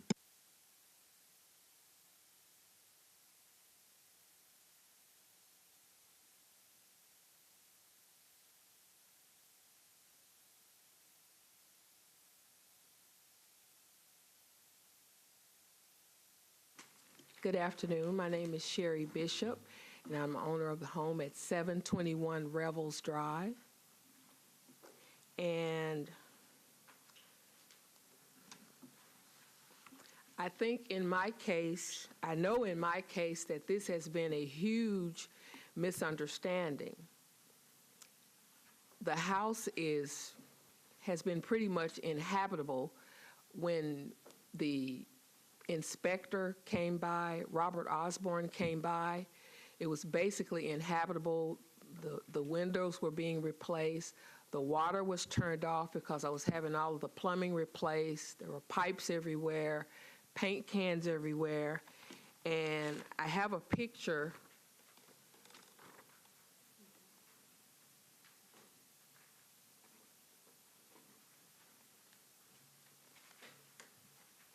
Put about 3 pictures on a page that shows all of everything preparing for an estate sale pushed together in a room.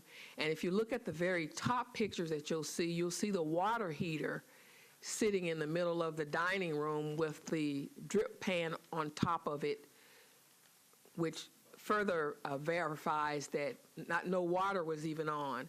And so I was really, really disappointed because I try to be a good citizen. I was in planning research mode for an STRP. By being in planning research mode, I mean I was researching what an Airbnb is, how it works, and doing everything to be a good citizen. And I am also a journalist, and so I stumbled across the Airbnb site, and I wrote up on the site what I thought I might want to say so that I could have time to craft it to make it sound like I wanted it to sound. I knew that I did not have a permit, so I found the button that lets you black out any possibility for booking any dates.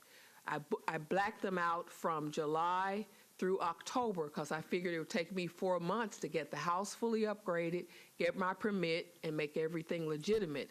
Well, during that time, the inspector, Mr. Robert Osborne, came by while I was out of town, and my cousin who was there doing the construction work called me and said, an inspector came by and he left a notice, and I said, well, what did he say? And he said that, take your site down.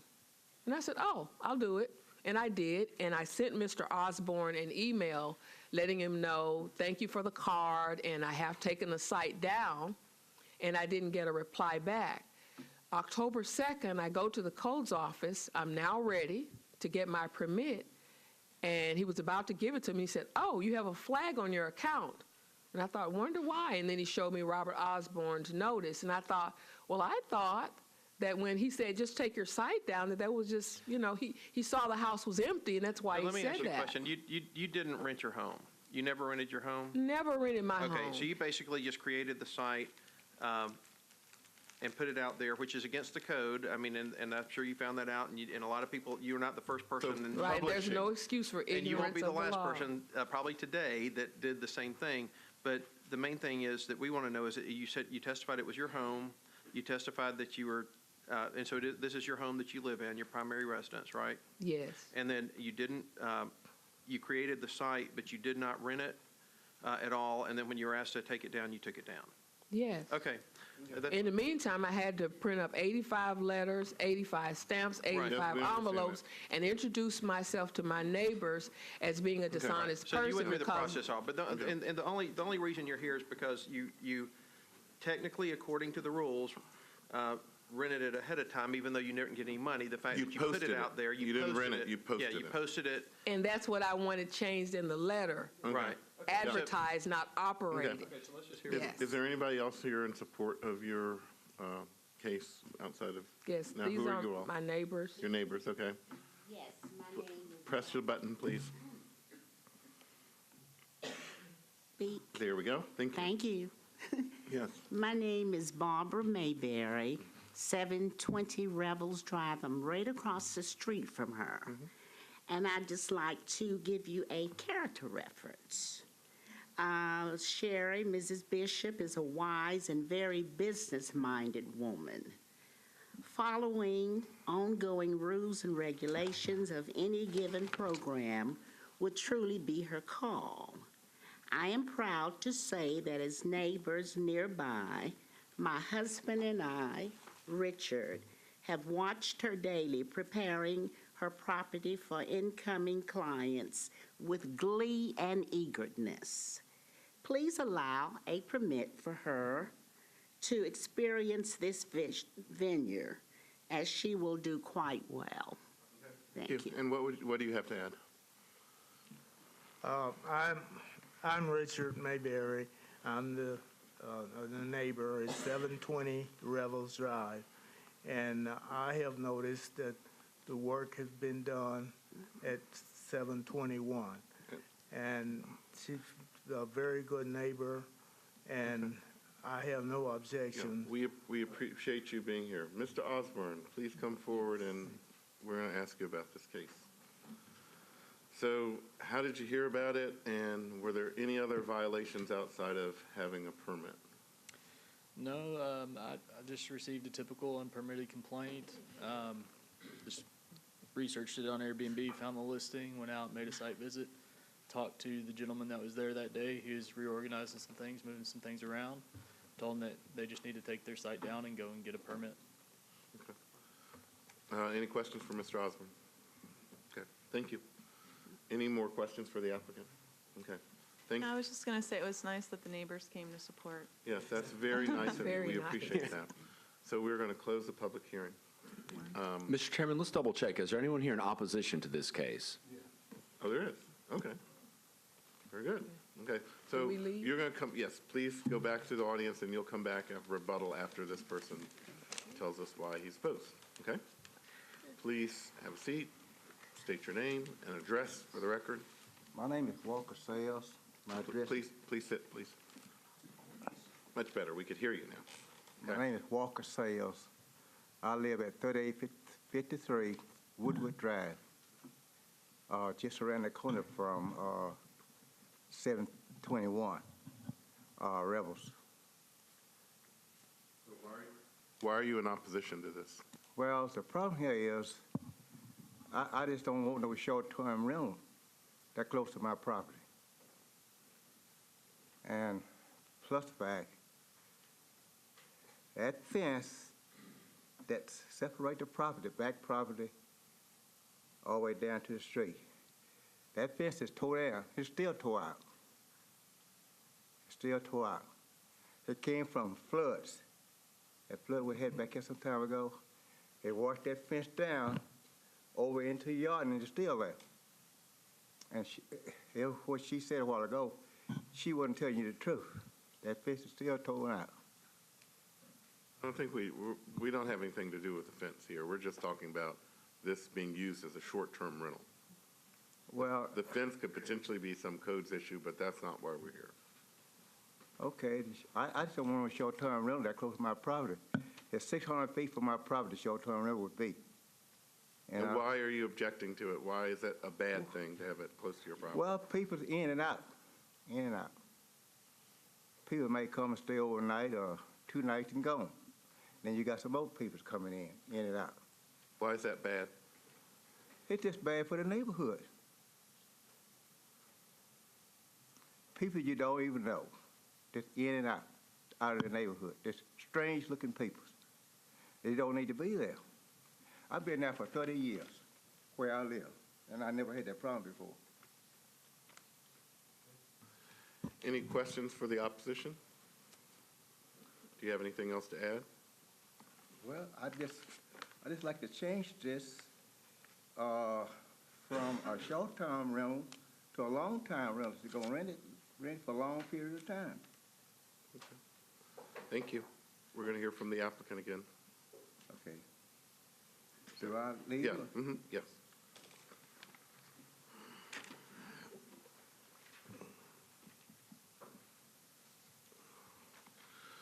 Okay, this is the rebuttal phase, and what we want is to respond to what your person says, and I think I basically stated that we're not talking about fences. It has nothing to do with your short-term rental.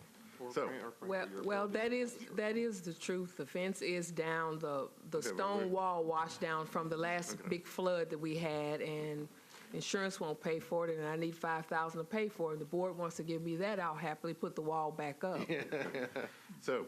But nevertheless, he says people come and go, and he doesn't like that. So talk to us about why you want to have a short-term rental in your house and how you'll run it.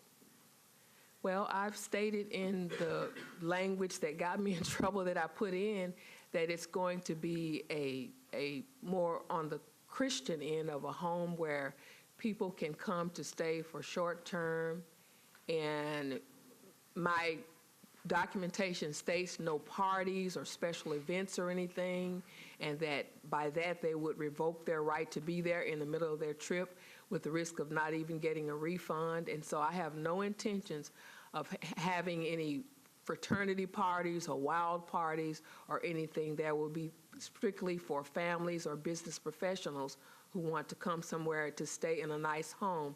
And I've actually put a lot into making sure that it's not just piecemeal. I've put extra time and money into it to make sure it's on a level where people on a certain level will stay there and that it will be kept at a certain standard. So I don't think that, in fact, I'm more concerned about some of the outlying areas of their safety more so than I would be for what I plan to do there at the home. And you own the home? Yes. And so it's an owner-occupied rental, is I guess what I think. Yes, I own the home. Well, I guess that was not the right way to ask the question, but you'll be in the home when your renters are there? No, I will not be in the home when the renters are there. Okay. And I won't be, I'm not going to stay there when they're there. Okay. Any other questions? Thank you for being here. We're going to close the public hearings. May I say something? Yes? Give her an opportunity. This is her passion. And I think she would be wonderful. Thank you. Okay. Thank We're you. going to close the public hearing discussion.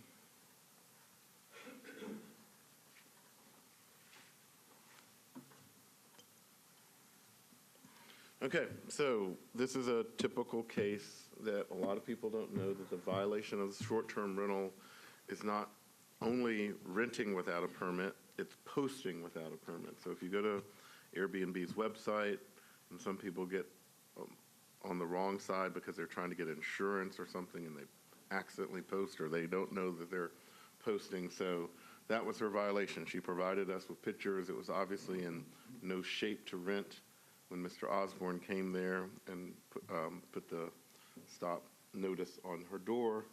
And now and that was in June, I think. And so now she's asking for the ability to be able to rent this. I mean, I'll move that the zoning administrator did not err in finding that the code was violated by the posting. The applicant will be eligible to apply for a permit tomorrow. Okay. Motion's been made and properly seconded. Any more discussion? I would just like to opine. Yes. That legislatively speaking, were it not for the advertisement clause in this rule, that our caseload would be much lower and we could better serve our public. That is all I have to say on the matter. Well, all those in favor of the motion that's been made and properly seconded, signify by saying aye. Aye. Opposed?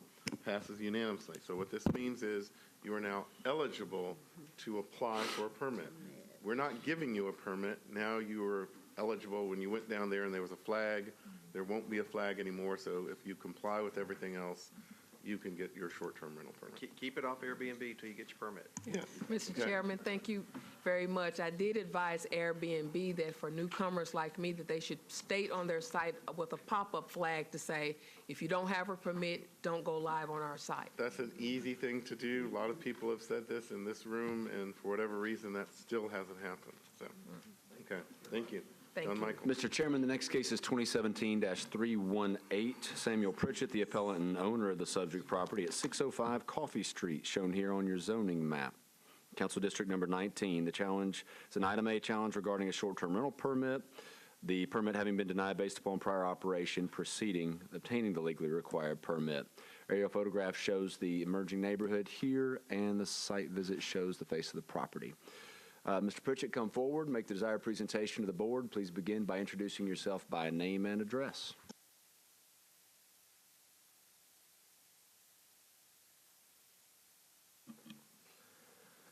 Good afternoon. My name is Samuel Pritchett, and I live at 605 Coffee Street, place up on the screen there. Why are we here? Did you rent your place out in short-term rental without a permit? I did, yes. And how did that happen? How many times did you rent it? Honestly, I'm not sure how many times I 5, 10, 20, 50? Probably between 5 and 15. Over the course of, I started the Airbnb listing. I purchased the house in April. I started the listing on June 1st. I learned that I needed a permit. I was under the impression that only non-owner occupied listings required a permit. I was told by a friend on, this is an estimation. I think it was Friday, September 22nd, but it could have been Thursday or Saturday. Anyway, I was told by a friend that I did, in fact, need a permit for owner occupied. So I went the next Monday on the 25th to the codes office and spoke to the guy there, and we started my application process, and he took a look at my listing. So your listing was still on there? My listing was up, yeah. Okay. And I was going through the process of notifying my neighbors and doing all of that kind of thing when I got a call from Robert Osborne, I guess. Yep. Hey there. Mm-hmm. And he had posted something posted a notice at the house, and that was the 29th. So what did you do after that with the future permits? Because it seems like you had a very lively listing with this house. Sorry? Did you continue to rent this out short-term after that? I honored a couple of the listings that were already present, but other than that, why didn't I've you shut cancel down. those? I canceled several. But why didn't you cancel all of them? To be honest, because Airbnb is pretty harsh on hosts that cancel existing listings. It would hurt my ability to rent in the future. But you didn't have a permit. I know. I also, with the listings that I did honor, I also refunded them for. I did it informally and refunded them for the stay. So they stayed for free? They did. So why not just cancel it? I mean, we've had this before. Yeah. Airbnb sometimes charges you to cancel, but apparently if you actually talk to a human being and they do the canceling, they don't charge you the $50 per cancellation. So I'm confused let's say you had five bookings in the future, or 6. Mm-hmm. Why'd you decide to take these 2 and then cancel these 4? I got in touch with all of the people that I had booked and just kind of spoke to them and said, hey, look, this is what's going on. I'm having this issue with the codes and with the permit, and I'm trying to get it resolved. And then I basically deferred to the guest. It just, I don't know, I guess it seemed rude. So do you own this property? I do, And you sir. live in this property? Yes, sir. Do you manage other properties? Yes. Well, rather, I help my girlfriend with one. All right, because on one of these, it says this host has 161 reviews for other properties. Yeah, What does that mean? I help my girlfriend manage one that's not owned. It's not a house that's owned by either of us. We just run it. Is that a short-term rental? Sorry? Is it a short-term rental that you help manage? Another Airbnb listing, yes, sir. And it has And a you've permit? rented it that many times and you didn't know about our rules? No, sir. But is it a We don't have the permit through that. That's our landlord. Now, it says on here that the things that Mr. Osborne has provided us, that you had 18 reviews. So you've had at least 18 people stay there. Mm-hmm. That sounds That's more than about right. 10 or whatever we talked about. Yeah, I think I said I ballparked 5 to 15, but Questions of the applicant? So you are only associated with one other property? Yes, sir. That you host under the same name, I suppose, because you're the host? Yeah, well, the other house is one that my girlfriend and I lived in for about 2 years before I bought 605 Coffee Street. She still lives in that house, and we rent it out. I'm a musician. I have a recording studio in the back of that house, and so that's we basically split our time. She lives there, and I live at 605, and we kind of trade back and forth when I'm in town. And then, but you do have a permit for that, you said the landlord had a permit for that house? Yeah, I believe so. Okay. You made a comment about you did not notify a couple of tenants because you were afraid that would interfere with Airbnb or something like that. They would make it tough on you to. Sorry, I'm not sure. I'm not clear what you were asking. We asked you earlier, one of us did, why you didn't notify everybody. I don't recall that, but yeah, I've notified all my neighbors, certainly. We're not talking about neighbors, clients, potential clients. No, I reached out to everybody who had a future booking, and canceled those that the guests were amenable to being canceled, and the ones that didn't and insisted that I honor the reservation, I honored the reservation. I thought you said something about a couple of them you didn't notify because you didn't want to have a altercation with Airbnb or whatever. No, I notified all of them. I spoke to all of them on the phone, and sometimes also via email. But yeah, no, I notified all of them. I spoke to all of them. So do you live in this house? Yes, sir. All the time?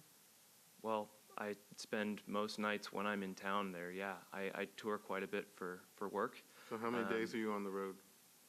On the average month, maybe 8 to 12, I don't know, just as a ballpark, maybe about a week a month. When you're not on the road, you're in, so when someone rents this house and you're in town, you're staying in the house too? No, sir. It's an entire home listing, which means that I'm out. Fortunately, my girlfriend does still live in the house that we've been in the last couple of years, and so basically we trade off. During the week, we're almost always at 605 Coffee Street, my house, and during the weekends when the 605 has generally been rented, we'll stay down the street at her house. When you manage these other properties, these 160 rent listings that were talked about, what do you all do? Do you collect the money? What do you do? You mean like what do I do in that individual? Yeah. Change the sheets and vacuum the floor, and I'll greet the guests and tell them about places in Nashville, etc. I play host. So you really didn't know after renting your place out for 18 times and these others for a longer period that we had rules related to this? Well, I mean, certainly I knew there were rules, but I was just misinformed. I didn't think that we needed a permit for an owner-occupied thing. I thought that it was only, in fact, when we were shopping for 605, when we were shopping around for houses in the area, I had spoken at length with my real estate agent about it, and there was this whole conversation about how many permits were allowed in the neighborhood, and that in given neighborhoods some permits were allowed and not, and then and when looking into that, it was like, oh, those are non-owner occupied permits, and so I didn't think that I needed to worry about it, and obviously I was pretty badly mistaken. Questions for the applicant? Do you have anything else to add? Only that I want to do this right. I want to do it by the book, and there's no doubt that I ran the thing when I shouldn't have. But I'm trying to do it right. I'm trying to do it within the law, and that this is it's a pretty important to me. It's a pretty important part of my livelihood as a musician. I don't make much, and I want to be able to do it right. Do you own any other property in No, Davidson sir. County? Okay. Thank you. We're going to close the public hearing. Is there any opposition present on case number 318? Just confirming, Mr. Chairman. Okay, seeing none. Okay, public hearing's closed. Discussion. I'll start. This property's been rented 18 times, and the person said that he also manages or takes care of other listings. The sponsor of this legislation, Councilman Allen, has always been incredulous to think that people still to this day don't know about our laws that have been on the books for a few years now. And the council person has written a letter to us basically having concerns whether the person really lives there. Doesn't sound like he's in favor of this appeal. Councilman O'Connell. And then we have another letter in opposition, one in support, another opposition. So I seem to, to me, and we've all been to these before, someone finds out, let's assume that they don't know. They find out, they immediately cancel every single listing. That didn't happen here. Or in the case of the last person, they never rented it before, they just posted it. That didn't happen here. They rented it 18 times. And to me, this is one of the bigger violations that we've seen lately. Discussions. Yeah, I don't know. I mean, I'm, I think, well, it's the only piece of property you own. Definitely in the business. I mean, if I had to paint a picture without opening the public hearing and getting the testimony, it sounds like you're in a relationship. You both have places, and you have a lot of flexibility to pop back and forth. And we certainly had situations where people had parents or other people that relatives or people close to them that they could kind of pop back and forth, and it made it really convenient for them. I think that the other rental history caused concern. I think that that was addressed, and so I mean, to me, it's the biggest concern is that he didn't stop afterwards. Although I think he testified that he gave them refunds, and I think if you let someone stay in your house without charging, I'm not sure you can really say that you rented your house. As you know, the posting itself is the posting itself is an issue. So I mean, I think I'm thinking 3 to 4 months after the date. But normally we give 3 to 4 months for the lease case nowadays. So I think this is at least a 6-month case. I agree. So I move that the zoning administrator acted properly denying the short-term permit, and that they should be barred for 6 months before they can get a permit. From the 2nd of October, which is the From the date. 2nd of October. Motion's been made. Is there a second? Second. Motion's been made and properly seconded. More discussion? Seeing none, all those in favor signify by saying aye. Aye. Opposed? Passes 5-1. Next case. Mr. Chairman, the next case is 2017-319, another short-term rental case. Susan Thomas, the appellant and owner of the property at 1401 Riverside Road in Council District Number 11. This short-term rental case is an appeal after the denial of the permit based upon prior operation. Property shown here on its aerial lives up to its name at 1401 Riverside Road. Face the property from the assessor's website. Is there anyone here in opposition to case number 319? Seeing none, Ms. Thomas, please introduce yourself by name and address and make the desired presentation regarding this case.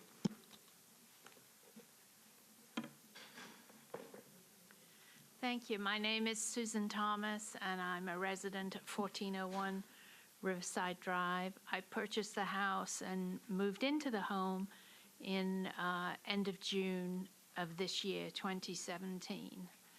And the house needed a lot of renovation, and so one way to fund some of that renovation to be able to afford the house was to do the Airbnb. And I knew nothing about Airbnb, and I didn't know anything about the market for rental.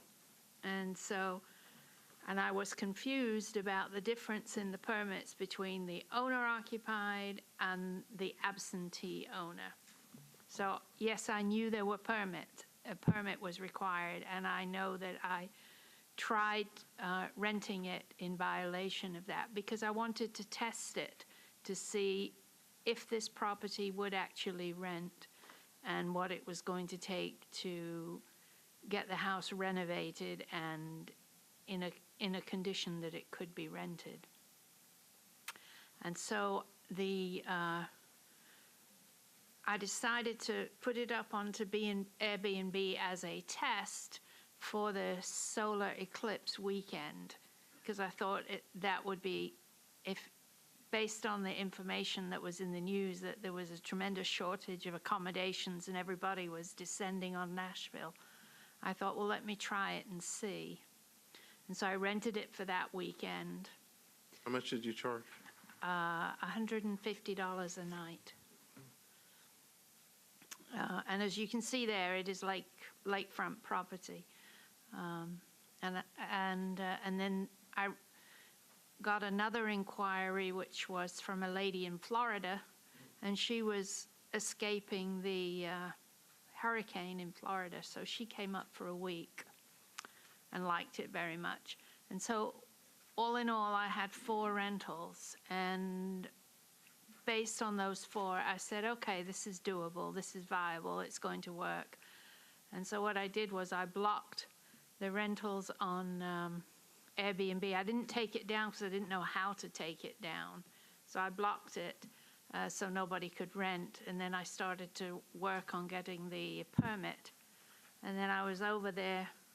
I was at my house. We were doing some work on the house, and Mr. Osborne comes down the driveway and presents me with this stop work order.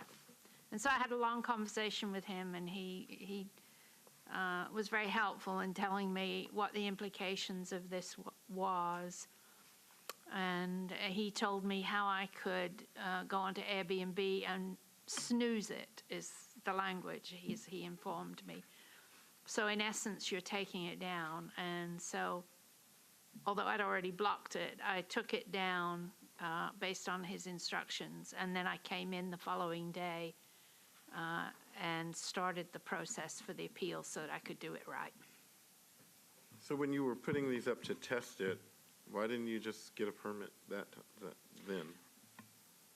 Well, I had looked at what it took to get a permit, and I was a little bit intimidated. And as I said, I didn't really understand what the difference was between owner-occupied and non-owner-occupied.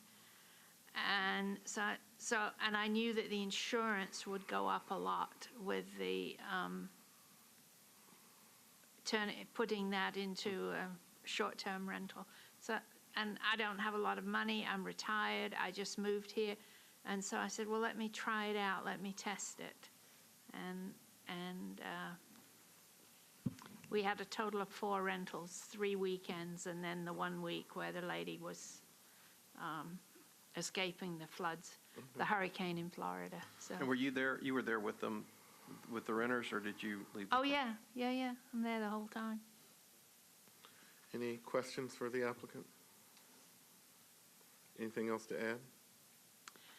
No, I just request that I be given the opportunity to file for the permit so that I can hopefully have an income stream that'll help me renovate the house. Okay, thank you. We're going to close the public hearing. Discussion. Okay, maybe it's just me, and respectfully, we have a lot of people who come down and say they're not aware of the necessity of a permit. But I think when we have somebody who is aware of the necessity, but specifically decides to do a test, we have to take that into consideration. Not maybe strenuously, in addition to the fact that she tested 4 times. So I think she would be somewhere between the 3 months and the 6 months that we previously granted, but that's my thinking. Board members. I agree that with what you said. Does anyone want to have a motion? Okay.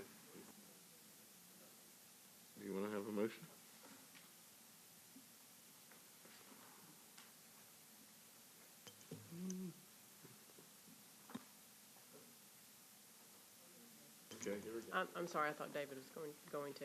I make a motion that we find that the zoning administrator did not err, and that the applicant will be eligible to reapply 4 months from October 3rd, 2017. Okay. Motion's been made. Is there a second? Motion's been made and properly seconded. Any more discussion? Seeing none, all those in favor of the motion signify by saying aye. Aye. Opposed? Passes unanimously. You will be eligible 4 months from October 2nd to reapply. John Michael. Mr. Chairman, the next case is 2017-320 involving the property at 2108 Hayes Street, 3 specific units within the apartment building at that address. Brookside Properties is the appellant, and Lee Apartments Incorporated, owner of that property. This is a short-term rental case involving, we've grouped 3 individual apartment units from that building as one case, as the cases are identical. This has to do with advertising before completion of the permit application process, basically. What's a type 3? Type 3 is a multifamily. Multifamily buildings are all categorized without the 3% cap per census tract as type 2 permits would be. So theoretically, if Mr. Taylor, you are the proud owner of a 100-unit apartment building, the law allows you to obtain, if you meet the criteria, 100 short-term rental permits for that building. And what's the difference between that and a hotel? One more sign-off from one more agency and a different application to the codes department, which is why we sometimes encourage people to contemplate the prospect of just getting permitted as a bloody hotel so you don't have to come back and renew it every single year. And then how many units is the minimum for multifamily? Under the zoning code, we contemplate anything 3 unit, sorry, Bill, I almost said that wrong. 5 units or more under some sections of the International Residential Code triggers some of those places. However, forgive me, I haven't looked at that section of the zoning code in a while. Mr. Herbert, can you chime in and bail It's me out? fine. I just was curious, and it's not important. Three or more is multifamily for us, and that's a type 3. The only caveat, Mr. Taylor, is that there is specific language in the short-term rental permit ordinance, one of the amendments that was passed in the past couple of years, having to do with legally non-conforming triplexes and legally non-conforming quadplexes. So historically, we always look in the zoning division for that 3 number, but 3s and 4s get treated somewhat uniquely in some circumstances. I'm glad to have shed incredible light and clarity on this subject for the board. Type 3, I think we've heard, so that's just why I asked.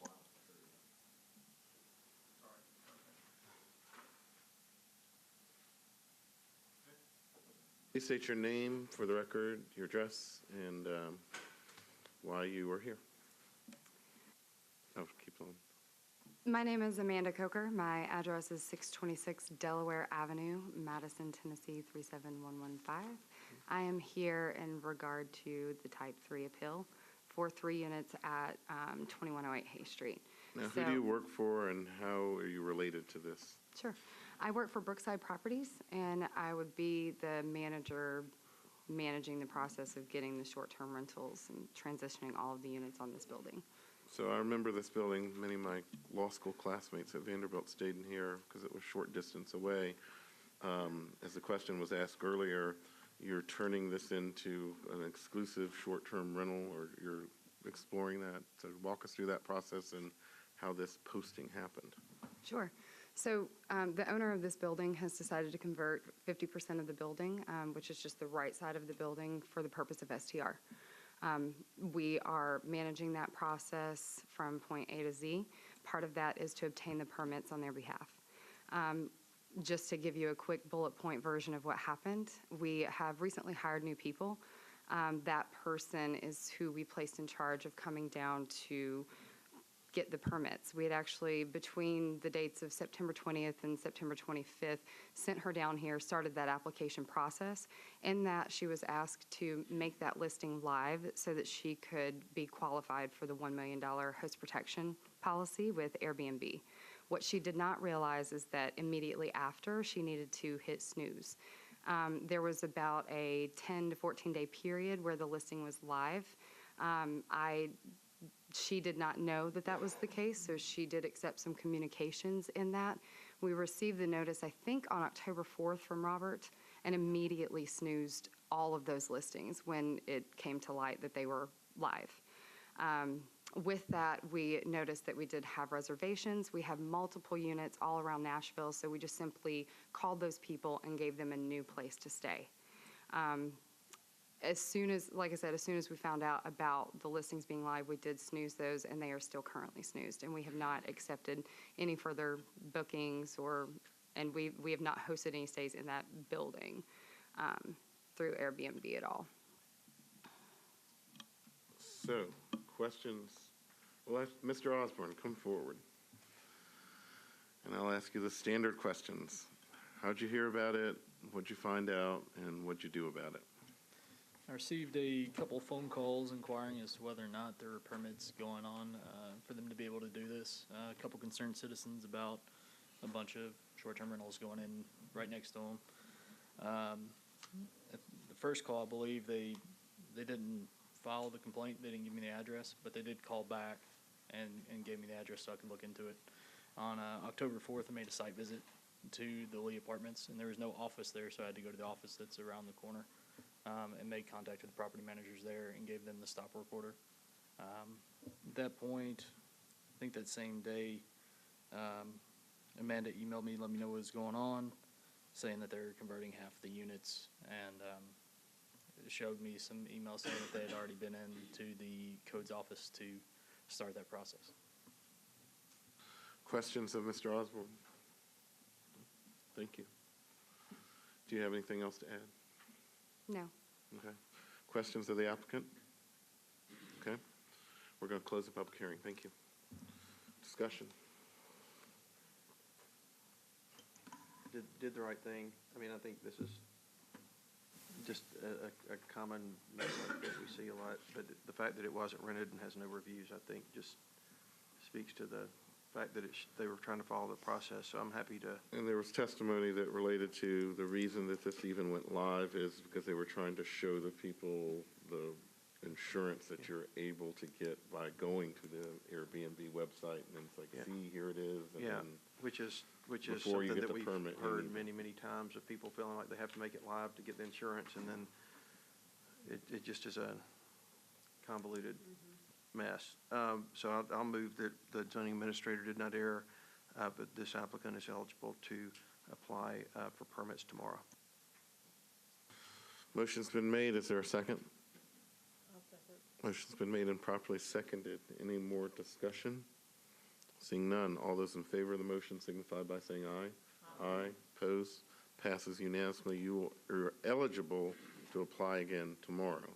So make sure nothing goes live until you have that permit in hand and follow all the rules of the short-term rentals. And please, as you have other people dealing with this, make sure that they are very up on the rules, especially as it relates to complaints and things like that. All of our staff has been trained on all of the regulations at this point, so we're good there. Thank you. Thank you. John Michael. Mr. Chairman, the next case is 2017-322, another short-term rental permit case. Kevin Hatchett is the appellant and owner of the property at 3720 Lake Ridge Pass. The request is for an overturn of the zoning staff's denial of the short-term rental permit, the denial having been predicated on prior operation at the subject property. Mr. Hatchett is present. Is there any opposition present?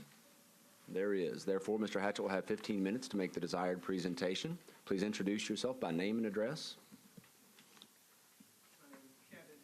Please press the button. Yes. My name's Kevin Hatchett. I'm the owner of the property at 3720 Lake Ridge Pass, Nashville, Tennessee, 37214. Okay. So why are we here? Why didn't you have a permit for this property? You'd leave that on. Okay. The reason, there was a little bit of misinformation or ambiguity as far as the operations or the requirements for the short-term rental. Let's start here. Did you know that there were laws related to short-term rental? Yes, and I've been given some bad advice as it relates to my needing a permit based on owner occupying the property. The information that I received or the advice that I received was that because there was a limited number of units that could be allowed in my subdivision, and I fell within that amount, And also, because I was going to live in the property, that I didn't need to have that type of permit because it was So owner did occupied. someone from the city give you this advice? No, no. And who no. gave you this advice? No, someone else, a family friend that gave me that information. So for And- everybody's benefit, there's a Metro website that relates to short-term rentals under the Codes Department, or you can Google Metro short-term rental permits and come to the site and find out all the rules. So you didn't do that. No, I did not do that. So when did you find out about these laws and how did you find out? I did some research before even making this, going live on the post, which was about around like the end of August. And then I talked to several people about it that were somewhat seasoned about it, and that's how I kind of collected some information. They were just telling me that so many could be allowed into your subdivision, and I didn't have to worry about it if I was going to own or occupy the property. So that being said, I went live with the site about the end of August, and I think about around the 1st of October, second week of October, I had the letter posted on my door to cease and desist. And then I came down. So how many listings did you have in advance when you got the cease and desist letter? In the interim, in that time period? Future listings. I think, you mean before? When you got the cease, you were already advertising online. I had like, I think it was 2 or 3 listings. And what did you do with those listings once you got the cease and desist order? I abandoned them. I was told to, once I got the cease and desist order, I came down here and got paid for what I thought was needed, and I posted it on my door. And then I got a call from Codes telling me that what I purchased down here was not the correct paperwork. Oh, so you just got like a business license or something like that? It was something that they told me I needed to pay for to operate, because again, my interpretation is that because I was owner occupying the property, a permit was not needed. So the form that I got, or what I paid for to post on my door, I was told that it was not the necessary form that I needed to have. And that being, that person who I spoke with, I think it was Robert Osborne, he told me that I needed to come back down here and what to do, and then somebody else gave me some more advice while I was down here. Okay, since you mentioned Mr. Osborne, please come forward and tell us how you heard about this, what you did, and what any other things that you found out.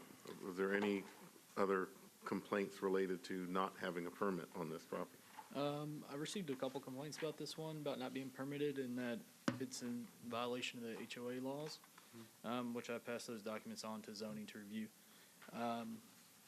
So I did find it on Airbnb on 9/18, it looks like, and I posted it that day. He came in on October 10th and got a landlord registration. My follow-up was about that same day. I had a note saying that he came in and got that. So I called him back a few days later and let him know that he needed to come in and apply for the correct permit. So no other noise complaints or any other complaints, just operating without a permit? To my knowledge. Okay. Questions of Mr. Osborne? The applicant. Mr. Hatchett, you've got a review on another property. Do you own another property that you're renting? No, ma'am. That review, I had the same property on there twice, and it was just a user error, but it was for the same dwelling. Okay. Any other questions for the applicant? Do you have anything else to add?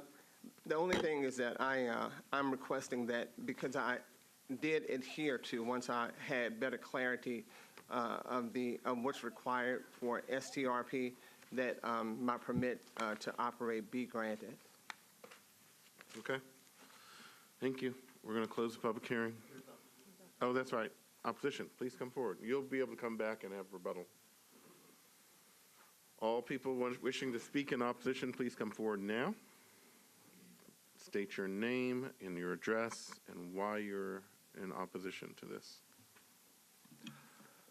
Thank you, Mr. Chairman. My name is Mike Garland. I reside at 3832 Lake Ridge Run, which is in this subdivision. Why are you opposed to this? Well, our subdivision, it's about 20 years old. There's 77 units in the subdivision. It has always been owner-occupied single-family residence. This is the only house that we're having an issue with. And I've spoken with most all the neighbors in the neighborhood, and we have several here today, including some of the board members. How many people are here in opposition to this in the audience? Raise your hand. Okay. Anyone in support? Besides applicant? Okay. Continue.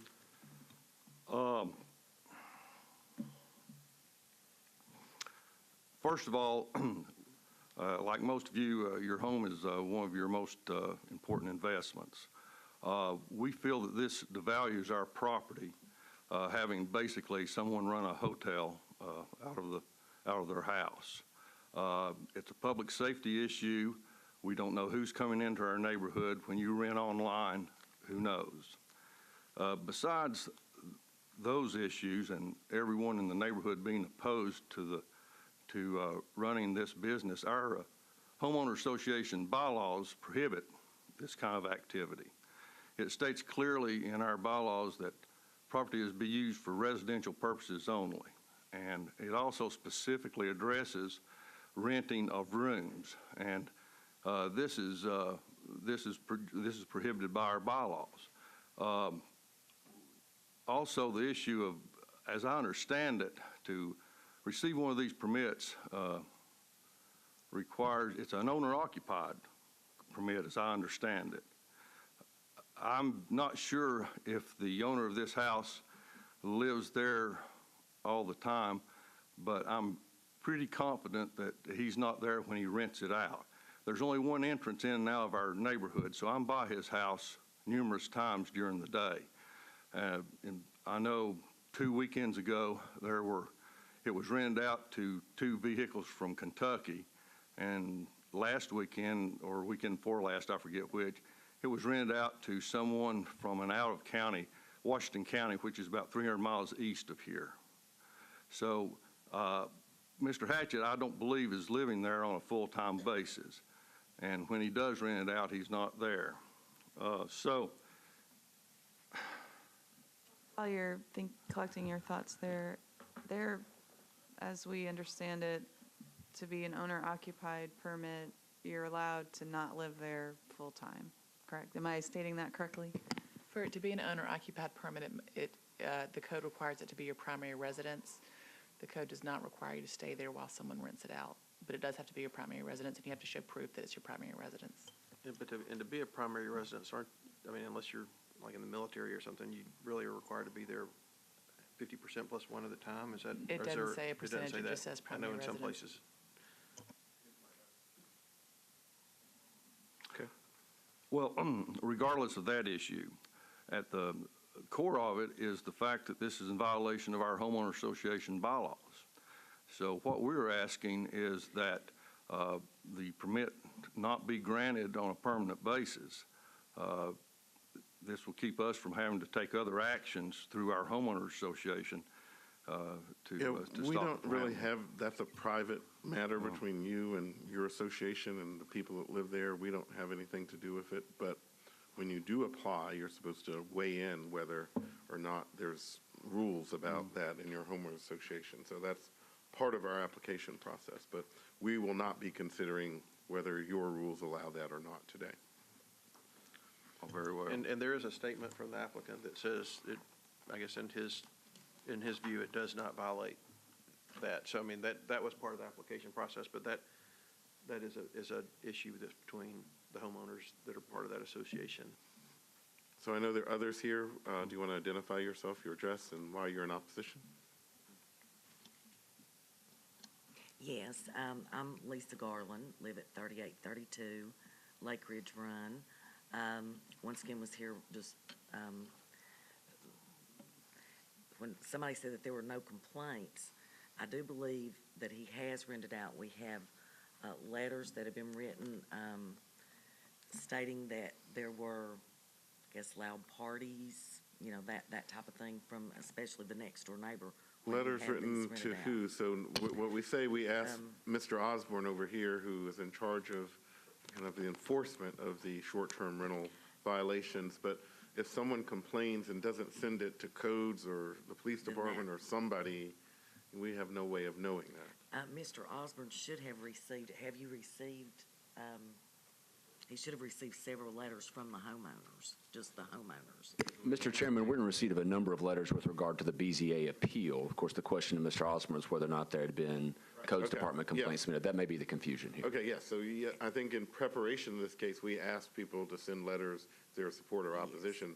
What I really asked Mr. Osborne is, in part of his investigation, let's say if someone has a party, and then that night or the next day, you call in and say, my neighbor had a loud party or 100 people out there and made a complaint to the city, basically. Okay, so if that's who the complaint needs to be made to then, is the city, it's not. And also, you know, when you come here, we want to hear from people in support or opposition of any sort of thing on our agenda. So that's very helpful to us to make our decisions. Okay, and, you know, that's on, that several of the neighbors, I believe, have written letters in opposition.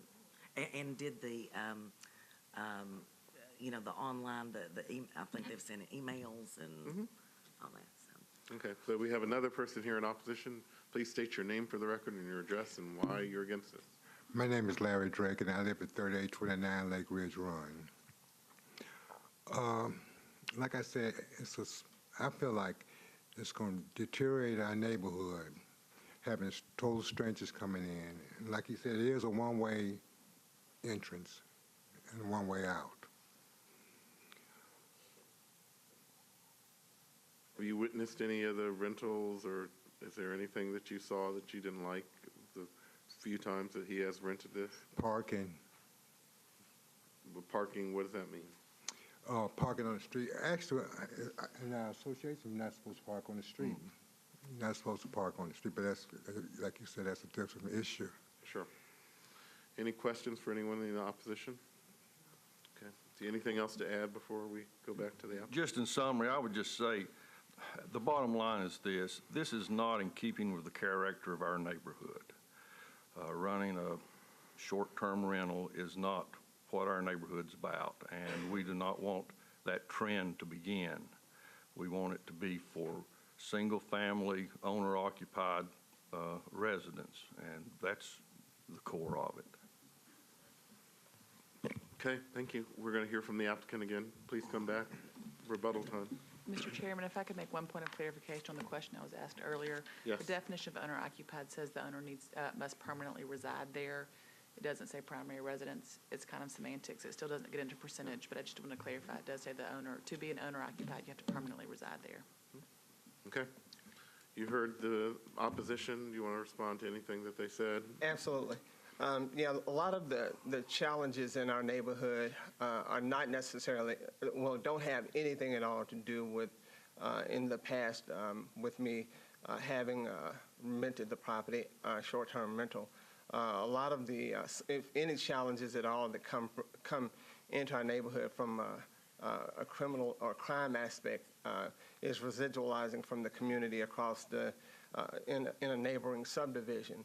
The other thing is that it's far from being considered as like a hotel being operated in our subdivision, because the laws allow for you to have so many short-term rental properties in the subdivision. And from what we checked, doing some research after having to go through this, there were 0 short-term rental properties in our subdivision.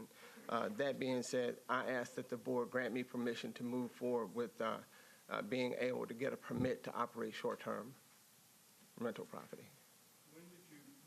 When did you get your notice from Mr. Osborne? I think I got it on towards the middle or end of September. So according to the opposition, you were renting last weekend and the weekend before that. That is not correct. They saw cars in my parking lot with out-of-state tags on it. I had guests over several weekends, the past couple of weekends, that were in rental cars, but the property was not rented. So those weren't people, those were people you knew as opposed to people Correct. that... Yeah, and there's a car there now with out-of-state tags on it. Okay. Any other questions for the applicant? Okay. Anything else to add? No. Okay, we're going to close the public hearing. Discussion.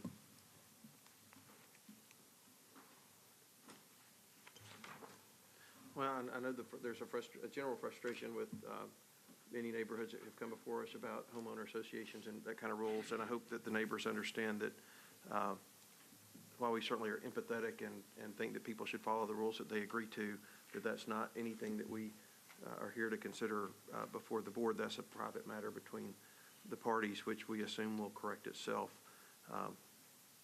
as it's pursued. This case, there's an awful lot of opposition. It does seem to relate to the homeowner association and the fact that the overwhelming majority of the neighbors just don't want short-term rentals, which the council certainly allows people to have. And so I certainly understand the concern, but I don't think that that's in and of itself something we have remedy for. So the case itself, 3 rentals or 3 reviews, 4 reviews, where it falls in the serious factor, I don't know. I'll let you all decide, but I think clearly rented, clearly he has a right to rent at some point in time, and I don't know if there are any strong thoughts that you all have on what that time frame should be. More discussion? Anyone have a motion? I'll make a motion that we find the Board of, the zoning administrator did not err and that the applicant should be allowed to apply, I would say 3 months from the date, which I can't find. I think you said in, I believe it's October 6, 2017. okay, 3 months from October 6th. Motion's been made and properly seconded. Any more discussion? Seeing none, all those in favor signify by saying aye. Aye. Opposed? Passes. So he'll be eligible 3 months from October 6th to reapply. And again, if there are issues with your homeowner association, that's between you guys, but, and it may or may not be allowed, but this is just from the code's perspective and what we can do. John Michael, next case. Next case is 2017, number 325, involving the property at 2488 Walker Lane. William Furlong is the appellant and owner. This is another short-term rental case. Permit application denied based upon prior operation. Zoning map shows the property in question here, right there at the intersection of Walker Lane and Walker Court.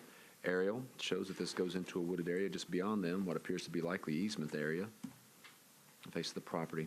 The Furlongs will have an opportunity to make the desired presentation to the board. Is there anyone here in opposition to case 325? There is. Therefore, the appellants will have 15 minutes to make the desired presentation. Then we'll hear from the opposition. Please introduce yourself by name and address, and then state your case.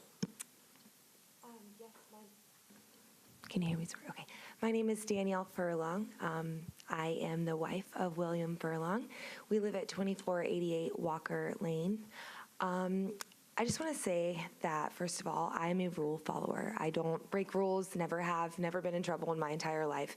This is a complete situation of ignorance. I, about probably 7 or 8 months ago, lost my publishing deal. That was my full-time income. And Bill and I were about to get married, and I basically was trying to figure out a way to help provide without having to go back and get a full-time job.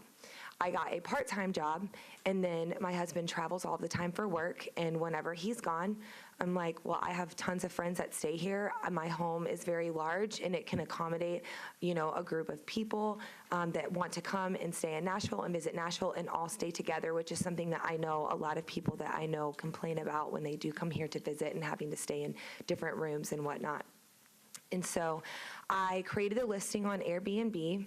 I was under the impression that as long as you lived in the home and you occupied the home, that you did not have to have a permit. It was only if you did not live there. And again, that was complete ignorance. That was a lack of research on my part. I take full responsibility for that, and there's no excuses. However, I was told, I would say it was middle of September, literally the day before I left for my wedding, I was sitting with one of my girlfriends, and she was talking about a property that she just bought and that she was going to go get a rental permit for it. And I said, well, why are you getting a rental permit? You live here. And she explained that a law had passed that said that you had to have a permit regardless, and I panicked. I left the next day for my wedding in Florida, went immediately from there to South Africa for my honeymoon, and when I came back, there was a letter on my door. We immediately stopped renting. We did everything that was asked of us, placed the signs in our yards, sent out the letters.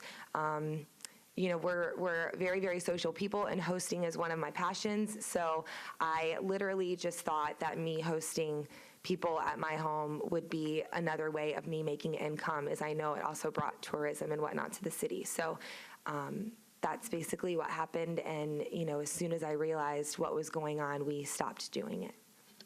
So the future listings that you had, how'd you handle those? We completely slept the listing. We took everything down. We did not rent out to another person. But did you cancel the ones that had already Yes, signed sir, up? we did. We canceled everything. We had listings that were booked out all the way to like April of next year, and everything was canceled. How many of those were there, and how did you cancel them? We just went online and canceled them. Like, there's a way you can contact Airbnb. We said that we received a letter on our notice saying that we were not, or a letter on our door saying, notifying us that we were not allowed to rent anymore, and hoped that it would not go against our ratings if we had to cancel them, and they obliged and canceled everything. So what was the largest group that you had in your house? 13 people. And have you had any other 13 people groups? Oh, plenty with us. My husband has a huge family, so I'm that was. talking about rental, not your family, but. Oh, renting, no, sir, no, sir. That's the largest rental I've had. I've had more than 13 people at my home at one time. I've No, never. but rental, have you had 13 people? Yes, sir. Okay. And there are a lot of people here in opposition. Why do you think that is? I'm not sure. We're about to hear. Yes, sir. Okay. Questions for the applicant? This is a pretty large home. Did you stay there with your party of 13? You're not required to, I'm just curious. Oh, yeah, no, ma'am. I stayed once for when there was a bachelorette party there because I knew one of the girls that had recommended that her friends that were coming in for Nashville to stay at my home. Other than that, no, ma'am, I have not stayed there. And what is the average number of people that you've rented to at a time? Between 7 to 9. Do you know the neighbors? Oh, I didn't know I could do that, sorry. Do you know the neighbors that are here in opposition? I recognize a couple of them. Yes, ma'am. All right. Are you aware if there have been any complaints? Not to during the me, no, ma'am. rentals? And not to my husband either. Okay. Thank you. Let's hear from Mr. Osborne. Mr. Osborne, please come forward. So how'd you hear about this, and what did you do about it once you heard about it, and were there any not having a permit complaints about this? I did not answer this complaint. You'd have to ask Mac, which he's right here. Okay. All right. Welcome. So, how'd you hear about it? What'd you do when you found out about it? And were there any not having a permit complaints, i.e. noise or other things? This was an email complaint that was sent in. I did not have direct correspondence with the complainant. However, I did call and leave a message concerning the fact that the property had been given a notification of violation and that it was going to be posted with a stop work order. And so I did not have direct communication other than one email that was relayed to me from the complainant. Okay, any questions? Thank you for being here. So we are going to hear from the opposition now, so if you go back in the audience. Yes, sir. All those who want to speak in opposition, this is now your time, so come forward and divide up and who's going to speak out. State your name for the record, your address, and why you're in opposition.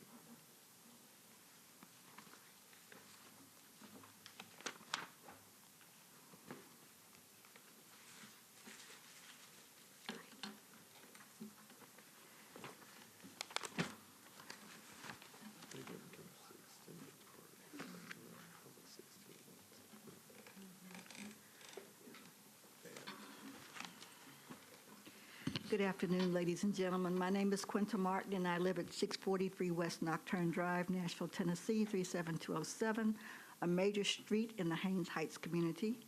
As Vice President of the Haynes Heights Neighborhood Association, I'm addressing you to express our opposition to the short-term rental operated by Mr. and Mrs. Bill Furlong at the address of 2488 Walker Lane, and a second address has been attributed to that residence of 662 Walker Court.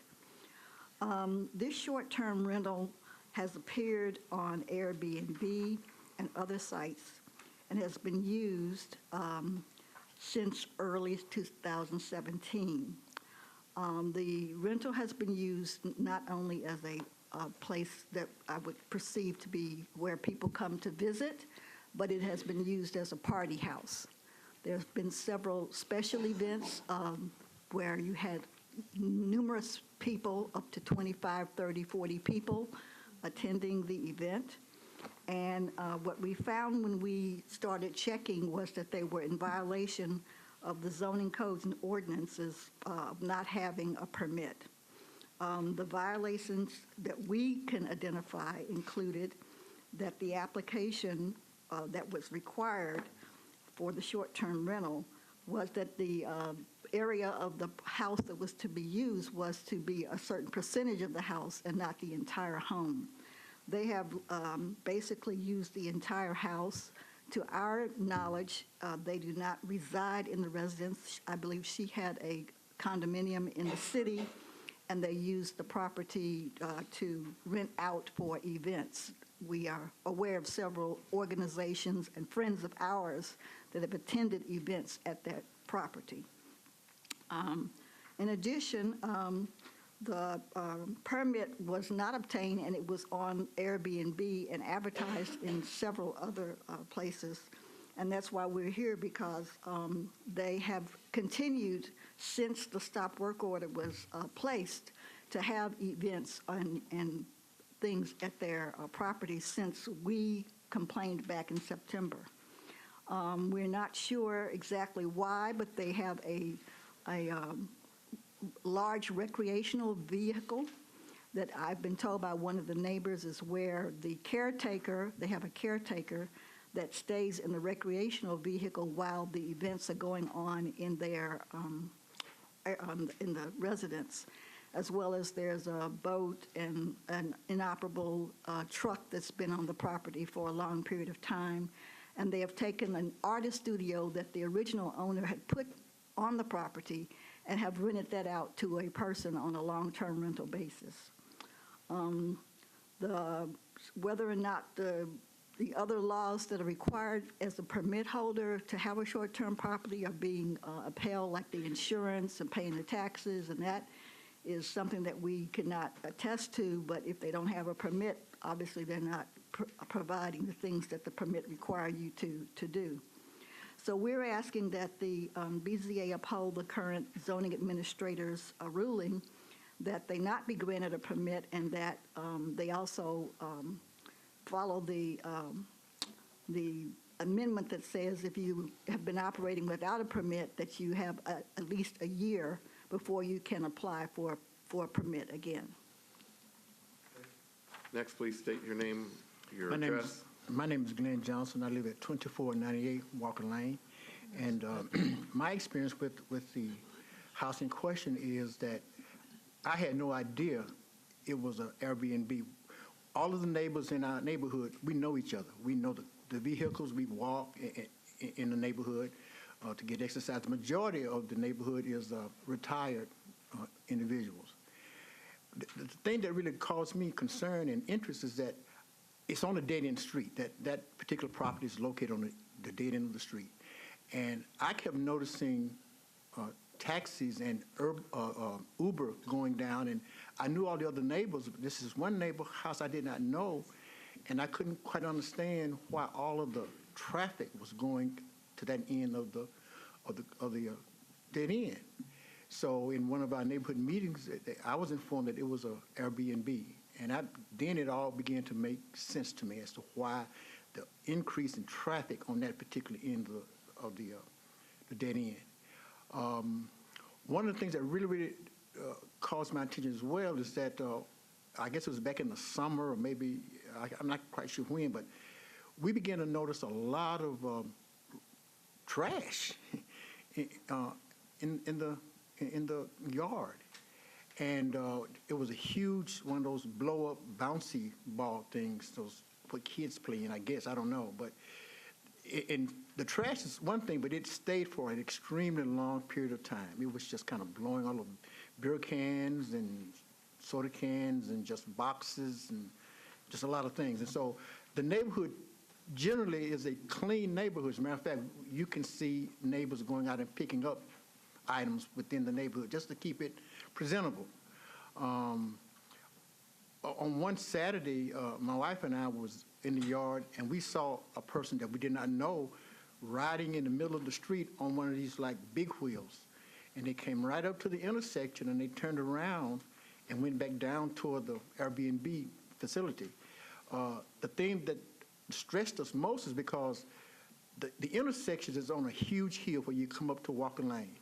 And because of all of the development in the area, West Nocturne Drive is becoming a throughway. And so people come up that hill, they blow through the stop sign with impunity.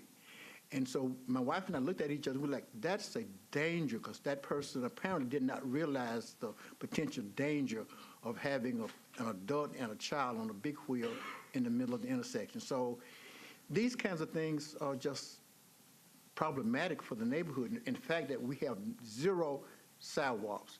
So those of us who are elderly and who want to walk, we just have to walk basically on the edge of the street. The increased traffic and just the volatility of people who we don't know is a concern for us. Thank you.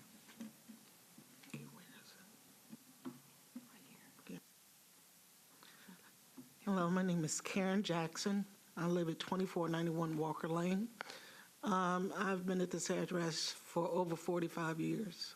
It has been always a very quiet neighborhood. As Mr. Johnson said, we're a neighborhood that looks out for each other. In August, that is the only reason I knew that there was a problem with the Airbnb. It's because one of our neighbors' cars had gotten broken into. And they came and was letting the neighbors know what had happened. At that point, when the neighbor went to that particular house, a person answered the door to say that they were renters of the Airbnb. And that is the only way that we knew that this was even taking place. With that being said, you know, this is their property. I have to say that. But it's about communication. You need to let your neighbors know what's going on. And even after the ceased and the ceased, it has still been going on, and they have yet to say that this is what they're doing with their property. Thank you. Hi, my name is Winnie Forrester. I'm the president of the Haynes Heights Neighborhood Association.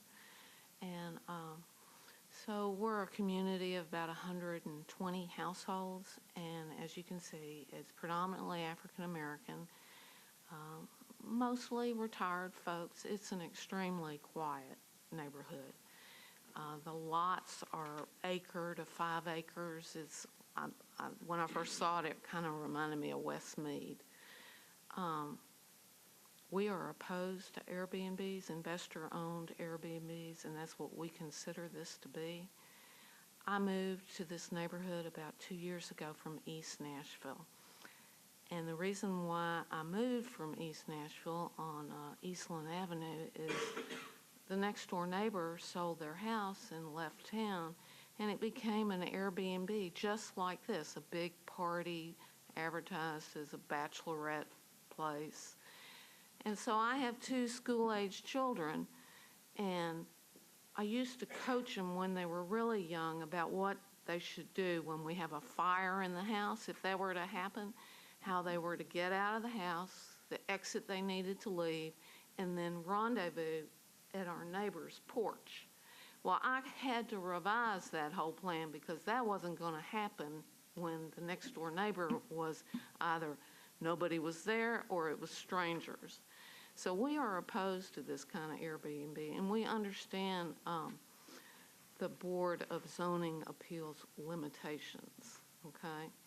But we are asking you to make it a full year penalty to kind of shut them down just as long as possible. We would appreciate that. Thank you. Questions for the opposition? Have you all spoken to your council person about your feelings about STRPs and the type 2 versus type 1? I mean, it's really a legislative thing. I'm just wondering if anyone has discussed that with their council person or gone to any of the meetings to... No, because like I said, we just found out basically about it. Please press the button. I thought I did, sorry. Just leave. Okay, yeah, leave it on. Okay. I said, we thought, I thought the fact that we're just finding out about it says something. The councilman in the area is not very helpful at all either. That's my opinion. But to answer that question, no. I would say we have a lot going on in our area right now. We have, if you're not familiar, we have the West Trinity Lane charrette going on with all the developers that are coming in. And that's one of the things that's made us more mindful of trying to preserve our community. I think, as Mr. Johnson said, people have their property, but if you move into the neighborhood that's a residential neighborhood with families, you know what you're moving into. So you would think that they would want to be coming to a neighborhood to preserve what it is that is there. And that the concept of having short-term rentals with strangers coming in and turning over and things like that is not in preserving what the neighborhood is about. And we have not really been in communication with the owners. As you see, she said she hadn't talked to anyone. As the president and vice president, we have put flyers in their mailboxes. I've put flyers personally in their mailboxes for the last 4 months and never gotten any kind of interaction with them in response to, if you want to talk with us, this is, what the neighborhood's doing. So they are, they know there's a source. They have a way to communicate if they'd like to, but they have not. And, this is just not what this neighborhood has been set up to be. And we'd like to kind of, let you know that they have been disruptive. I mean, having parties and traffic, and they've damaged some of the neighbors' property, mailboxes, and park RVs in front of the neighbors' homes. That's not what we're about in our neighborhood. And things like that can be reported. I think there's been so many cases today, but you've probably heard that you can call the Metro hotline and, if something like that happens. But sort of a related question, when you said Nocturne Lane, were you all here or some of you here for another case? The church. Y'all look familiar, too. The church. Yeah, I thought you all looked a little familiar. It sort of got quiet in here. I thought I'd add some friendliness. Not our first issue. And also in relationship to the councilman, we often, as with the church situation, we invited him to the meeting. He did come. There is, to be honest with you, some contention between all of the neighbors and our councilman, and we're working that out. In terms of our current situation with this Airbnb, I'm a walker in the neighborhood, and most of the times the neighbors will be out.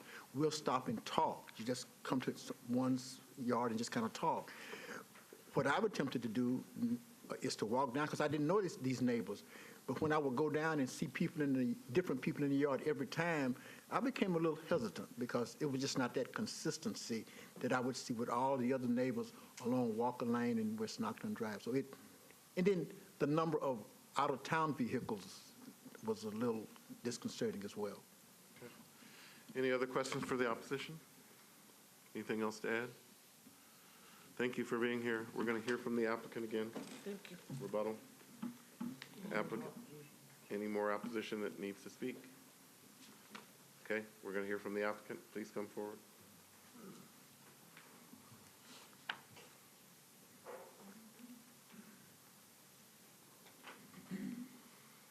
Okay, I asked you earlier if you knew why people were opposed, and so this is your Now I chance know. to respond to what they said. That was a lot, so if I forget to address anything significant that they said, please feel free to bring it up to me, because I have explanations for everything. First of all, the person riding on the tricycle down the street was myself. I have one of those. My husband and I both have one that we use for exercise, and there's hills in our neighborhood, and I use them to ride up the hills and ride down the hills for exercise when the weather is nice. So I'm not, maybe, I know there are a few of them that I've never met before. Maybe I was the person or he was the person they did not recognize. I'm not sure, but that person was me, and those things are locked in the garage every time we ever rent the place out. As far as the truck that is immobile, that is my husband's truck. He bought it to basically refurbish it and dress it up. It's an older truck. It moves. It drives. As a matter of fact, yesterday it was in the back driveway. Today it's in the front driveway. He drives that truck all of the time. The RV is not lived in. The RV is something that my husband and I purchased from when we make travels to go see his family up in Wisconsin, or when we go see my family in Florida.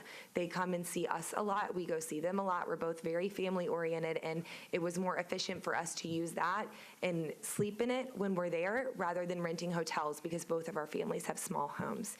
As far as the events with the big blow-up things and all of that, we host a family reunion, which is game-based at our home. We've done it for the last 3 years. That is what that is for. And yes, there were a lot of people there, and yes, for the day after, there was some trash in our yard, never anywhere outside of the yard, but I am an absolute clean freak, and I got out there and cleaned it up as soon as all of the company left and I was able to break away.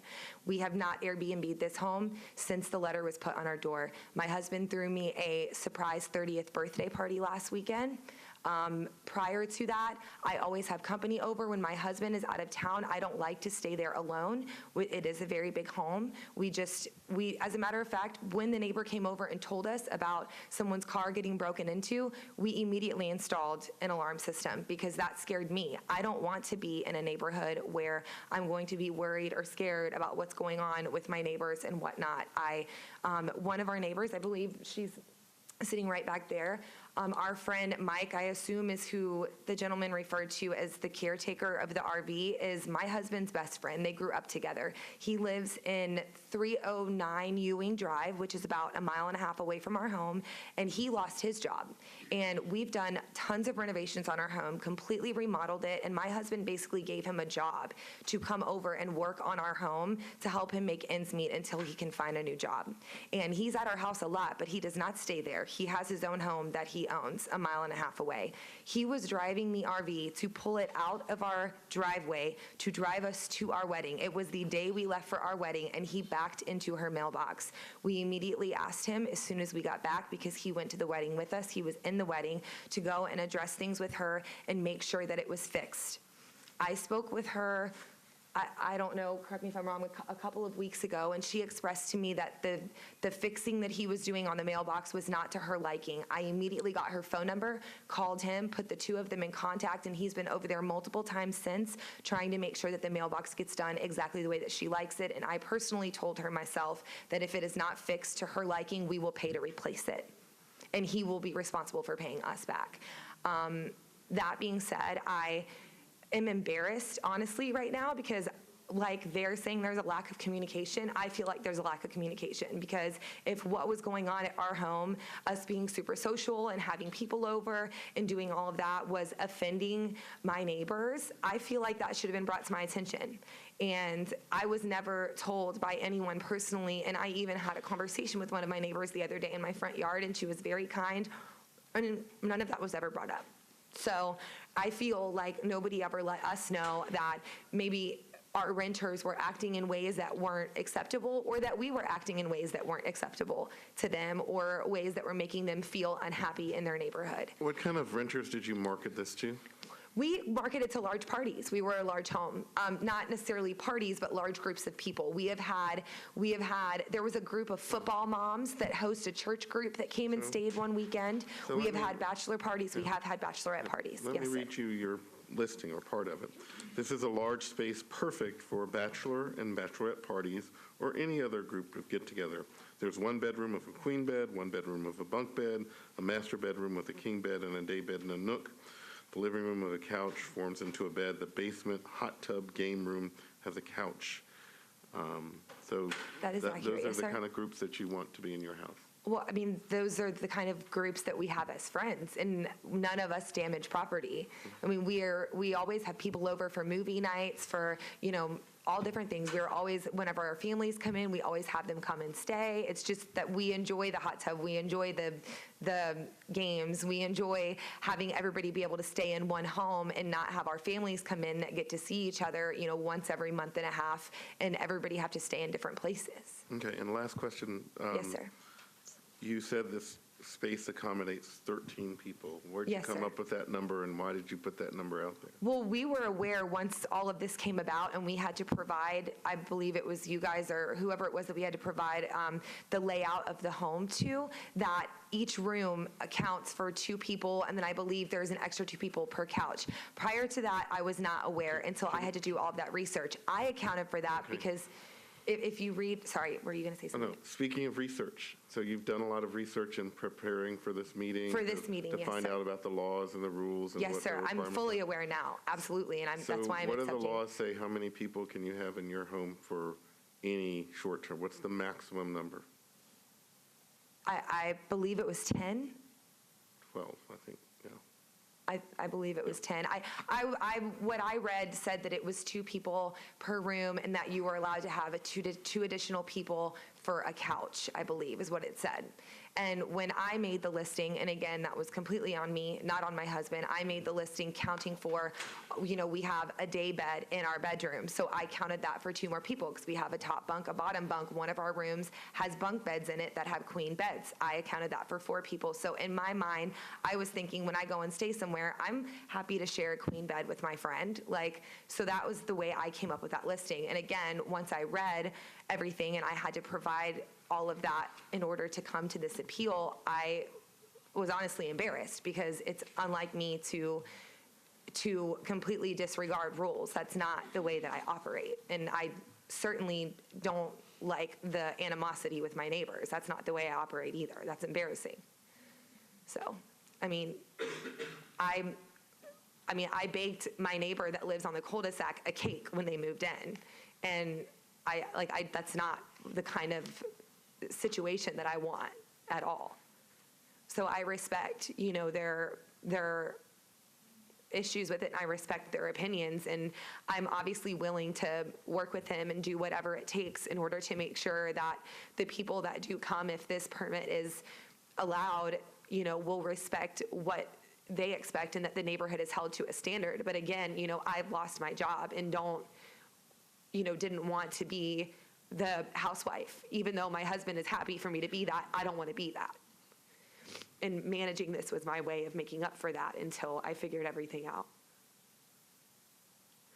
How many times did you rent the house out? About 10 times over the course of the entire year. So I only did it whenever he was traveling, and I would have been there by myself because I don't like staying there by myself. Any other questions for the applicant? Okay, we're going to close the public hearing. So anything else to add? No, sir. Okay, we're going to close the public hearing. Discussion?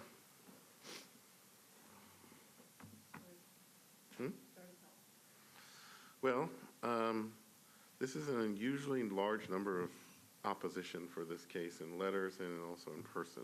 I think it looks like about 6 people here in person and then 15, 18 letters of opposition from the immediate neighbors. As we know, it's one of those cases, very large house. Once they found out, they kind of ceased operation.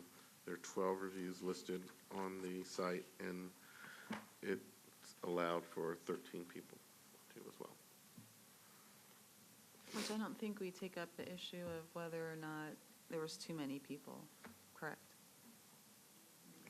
The advertising for more than the allowed occupancy would be a violation of the advertisement element of the short-term rental ordinance. I mean, you can take it into consideration.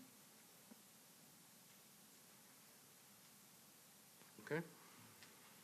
I'll say it's hard when neighbors come in opposition to something, and I think we are limited in how we can rule. I mean, we all know that, and it's a legislative issue more than PZA issue.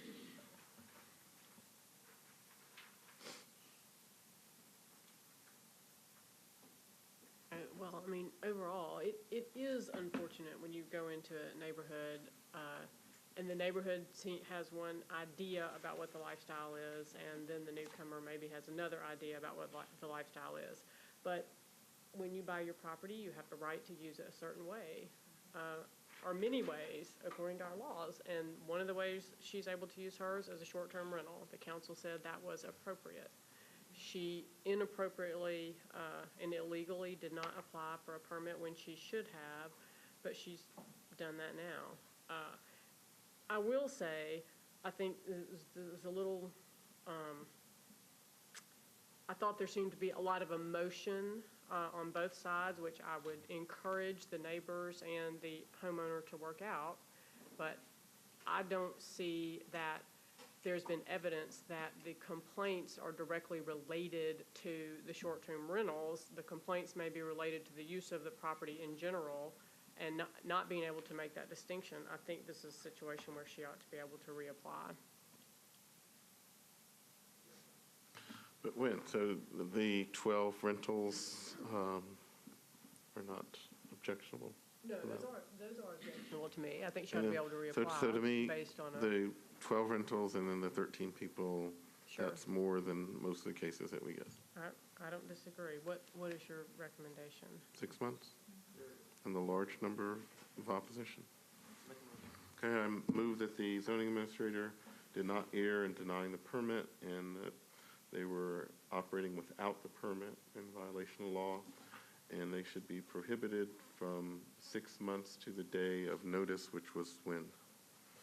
What about the day of application, which was October 10th? I'm fine with that. Okay, motion's been made and seconded. Any more discussion? Seeing none, all those in favor signify by saying aye. Aye. Opposed? Passes. She'll be eligible 6 months after October 10th to reapply. So, John Michael, next case. Yes, anyone else leaving? We'll take a break. We'll reconvene with case number 327 after a short break.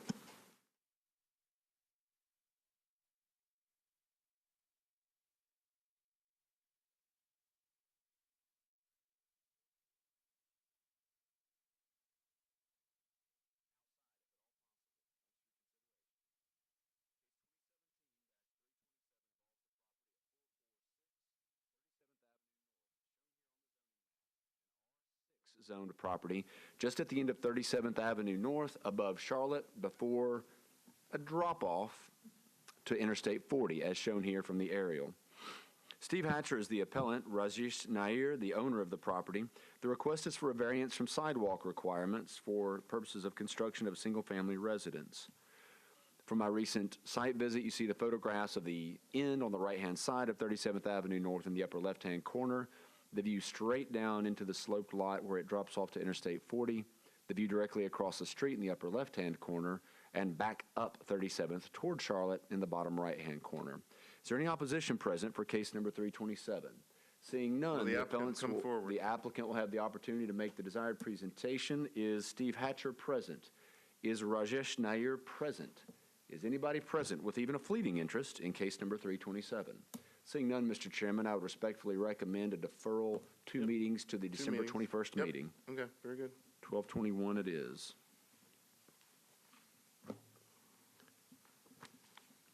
The next case to be presented to the board then will be case number 330. That's 2017-330 involving the property at 838 Kirkwood Avenue, right at the intersection of Kirkwood and West Kirkwood in Council District number 17. JGLAC General Partnership is the appellant and owner of the property at this location. The request is for a variance from the sidewalk requirements in this R8 zone district for construction of single-family residences. The appellant is present, and is there anyone here in opposition to case number 330? Seeing none, Mr. Chestnut will have 10 minutes to make the desired presentation to the board after introducing himself by name and address. The aerial photograph here shows the lot in a prior iteration, as this is somewhat dated now. The site plan submitted demonstrates the proposed layout for the HPR at this address. And from my site visit earlier this week, the cleared lot shown in the lower right-hand corner and view across the street in the upper left. Finally, the view back, I guess that's west on Kirkwood in the lower right-hand corner, and around the bend to West Kirkwood there on the upper left-hand corner. If you'd make the desired presentation. Good afternoon. My name is Lucas Chestnut. I'm the owner of 838 Kirkwood Avenue. And I'm here with the sidewalk bill has affected our project, so I'm here to request a variance. The first part of the project is the West Kirkwood side of the project, and that's the part that's highlighted in blue on the site plan that I provided to you. We are requesting approval to pay the in lieu of fee for that section of sidewalk. We were going to build the sidewalk on that section, and the Planning Commission recommendation was to approve alternative design, but then we spoke to Stormwater, and it triggered a grading permit, which then, after calculations, triggered infrastructure to be installed. So we were going to build the sidewalk, but then once it became an infrastructure project, we would like to pay the in lieu of fee instead of. That in lieu of fee will be $27,590 at the $178 linear foot price. I'm sorry, I didn't hear what you said. What was the cost? This is a big corner lot, and it's my calculation for the 158 feet's $27,590. I could be wrong. Our site map says 158, so I might be off a few $100s. But And there's two, property frontages, so just to be sure we're clear, you're just addressing Kirkwood now, not West Kirkwood. I'm addressing West Kirkwood is what I'm just. West Kirkwood. West Kirkwood, yes, ma'am. Sorry. Yeah, it's corner of Kirkwood and West Kirkwood. So I'm referring to the West Kirkwood part on the site map that's in blue, the color part that's labeled in blue. You've labeled it. Yes, ma'am. Two different color-coded. colors. Thank you. Yes, ma'am. No problem. So like I said, we're going to build the sidewalk with alternative approved plan that would mirror the sidewalk that's existing on the front, but due to the grading permit and required infrastructure after that calculation, we would request to pay the fee. Moving forward on the Kirkwood side of the lot, the Planning Commission noted that the design is adequate in their note to you. They have suggested we pay the in lieu of fee, and here we are asking for a variance to not pay that in lieu of fee. We bought this property in April. I met with my council person to go to the Metro Planning Commission on a side setback variance, or side setback plat removal. When I met with him, we talked about the front, and he and I both thought that the front with the grass strip was going to be okay and it wouldn't be an issue. So we knew that we were exposed on the side with the new sidewalk bill that was coming, but we did not think that we would have an issue with the existing sidewalk that was in place in the front. Once the sidewalk bill was put into place, we became aware that if even the grass strip's not big enough, as you know, then that sidewalk becomes substandard. So planning did approve it, but they want us to pay the fee. Had we known that going in with 275 feet of frontage, the total fee for this would be almost $50,000. That would change everything that we planned about the project, and we would have pursued permits before the deadline. So there was no way to know about the existing sidewalk implementation until after it was in, and unfortunately for us, that's how it's applied. So we are asking you to let us pay the in lieu of fee, a large amount on the side, and leave the existing sidewalk in place, because per planning, they do say that it's an adequate sidewalk. And that's all I have right now. And you say per planning, the actual planning commission said that? No, the Because recommendation that should be in your file from the, we have the recommendation we have seems to be opposite of what you have said. Have you seen it? that recommendation was on, that was before we found out. This all happens really fast at the end, and after we agreed to, that we were going to do that, build the sidewalk, but then after that, I got an email from, I think that was issued last week, on Monday morning. On Monday morning, I went last Thursday, okay. Last Friday was the holiday, correct? So I went last Thursday afternoon. I hadn't heard back from planning. I'd been checking in with them and didn't have this. And so on Thursday afternoon, they told me that we could build a sidewalk on the side, alternate design, and do the fee on the front. Then I received an email from Stormwater on Monday that said that we would have to do a calculation to see if a grading permit would be required, and we had to do a calculation on how the curb would affect the swell of water if it pulled up. So that was Monday. Our engineer did that calculation on Monday afternoon, and I found out either Monday afternoon that it would require us having to put in infrastructure and tying into a stormwater infrastructure in order to put in the sidewalk. So we were on board with this exact opposite of what you're saying, and then that all changed Monday afternoon.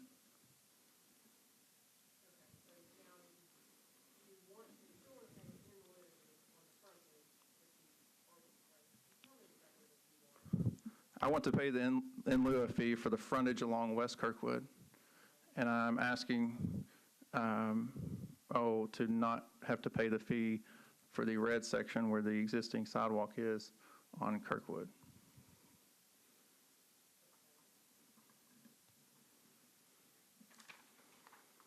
In these pictures, which one is West Kirkwood and which one is Kirkwood? So right now, you're looking at the top left corner is across the street. So our lot is the bottom right-hand corner, the big picture. You're looking at Kirkwood Avenue right now with the existing sidewalk. You can see the grass strip. It's classified as a 2-foot grass strip. It's close to that with curb and gutter in place. And it's straight and aligns all along Kirkwood Avenue in a straight line, going both directions. And so the existing sidewalk, it's hard to see with the leaves. It extends around the corner and goes down. Yes, ma'am. And it has a 2-foot grass strip everywhere, both And frontages. And it has, it does not go down West Kirkwood. It turns the corner. So that's why you see my red line. If you see, there's the site map that shows the existing survey where the existing sidewalk is. There is a ADA handicap ramp already in place on that. So it is up to code, except for the grass strip. It is a proper sidewalk, 5 foot wide, just doesn't have a wide enough grass strip. And why to you is putting in infrastructure, why is that a hardship? Why is the infrastructure a hardship? Not that it's a hardship. It's my understanding that I can pay that fee. If no sidewalk exists. I'm allowed to contribute to the in lieu of fee. I don't have to have a hardship for that. Is that correct? I'm not certain with respect to this particular application. I know that the ordinance does allow that if the sidewalk is required per Section A of the ordinance, but installation is not required, then they have the option of paying the in lieu fee. But, I haven't looked at this particular application to know if they meet the requirements of A and C. But yes, potentially that, some applicants do have the option of paying the in lieu fee fund. I use the map a lot, the new tool they provide for us to search properties, and that's the descriptive language that it puts in there is that it's a local street. This is not a major collector street. Any other questions for the applicant? Do you have anything else to add? The only other thing I would add is that, no, that's it. Sorry. Thank you. We don't have any opposition? The- We're going to, Sorry, I did communicate with my councilman up through 2 p.m. today, and he said he was just going to take a neutral stance. He was not going to speak against it. This is Councilman Sledge. Yes, sir. I've been in communication with him, and I think you all have at least one letter of support. Okay. We are going to close the public hearing. Discussion. Kind of a unique case. We have existing sidewalks with the smaller sidewalks and strips, and then the in lieu request. So, Well, but there's no sidewalk here. right.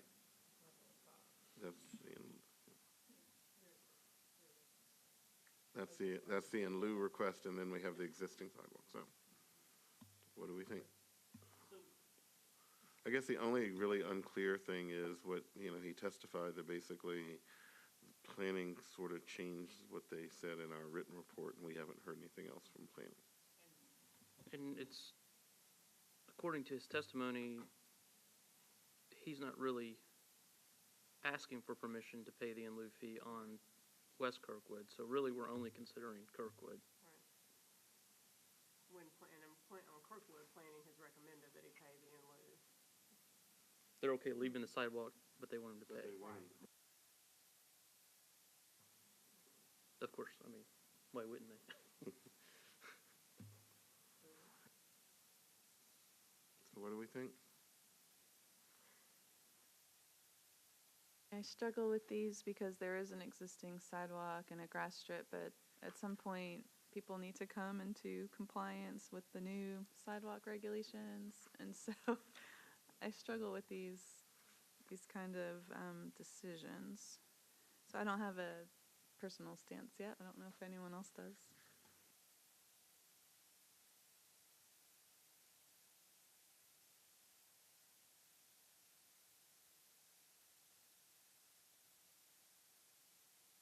The applicant mentioned the councilman is neutral. We have one letter of support from someone who lives on West Kirkwood. Yeah, We don't know if that person in support thinks they're getting a sidewalk coming around the corner either. Yeah, we don't. I mean, this is a new build of 2 units on one lot, correct? Yes, that's what I'm seeing. And I think the sidewalk ordinance, part of it was to address, 2 on one lot and requiring developers to build sidewalks to metro standards. So I still don't know, though. Both. I mean, he has, according to him, he has the option to do it on one. Planning's recommended it on the other. I'm not opposed to that. Okay. That's my. That sounds reasonable. I would make that motion. I will make that a motion that we grant the request to pay the in lieu contribution both on Kirkwood Avenue and West Kirkwood Avenue, consistent with planning approval on one and the subsequent information received from Stormwater on the second. Okay. Motion's been made and properly seconded. Oh, now properly seconded. Any more discussion? Seeing none. Well, the only thing for me is that the stormwater issue, I just don't think adding infrastructure for sidewalks is a real hardship. Okay. So I would go with your motion if it wasn't, But technically, he's not asking.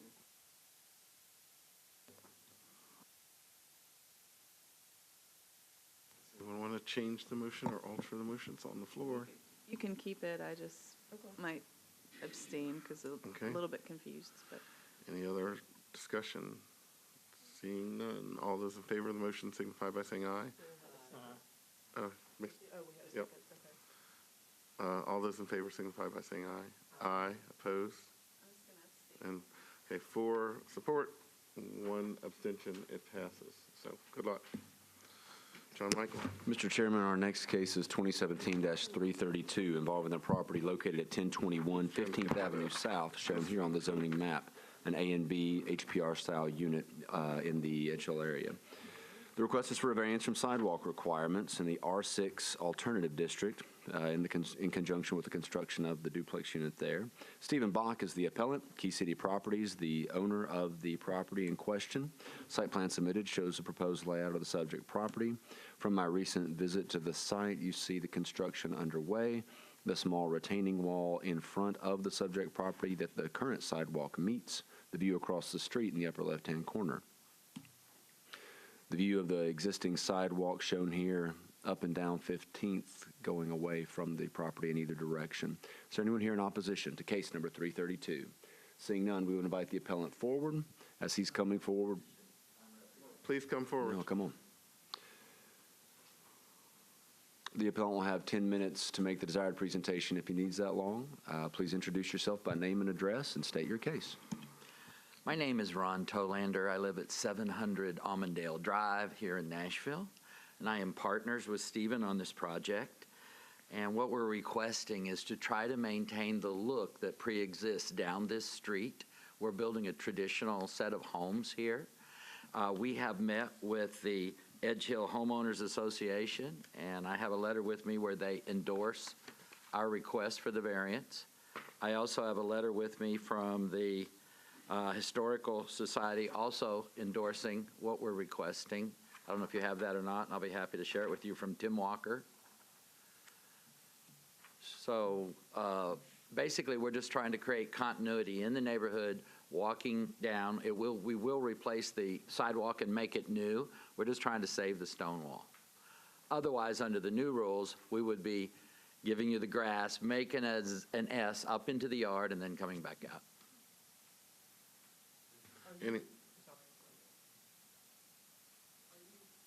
Are you asking to be exempt from the in lieu contribution, or are you willing to pay that?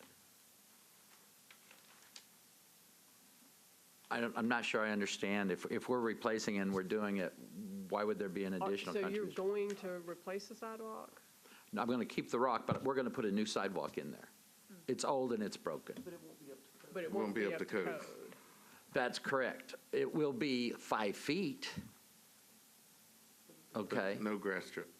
The grass strip that pre-exists is continuous up and down the street, yes. Okay, I have an issue.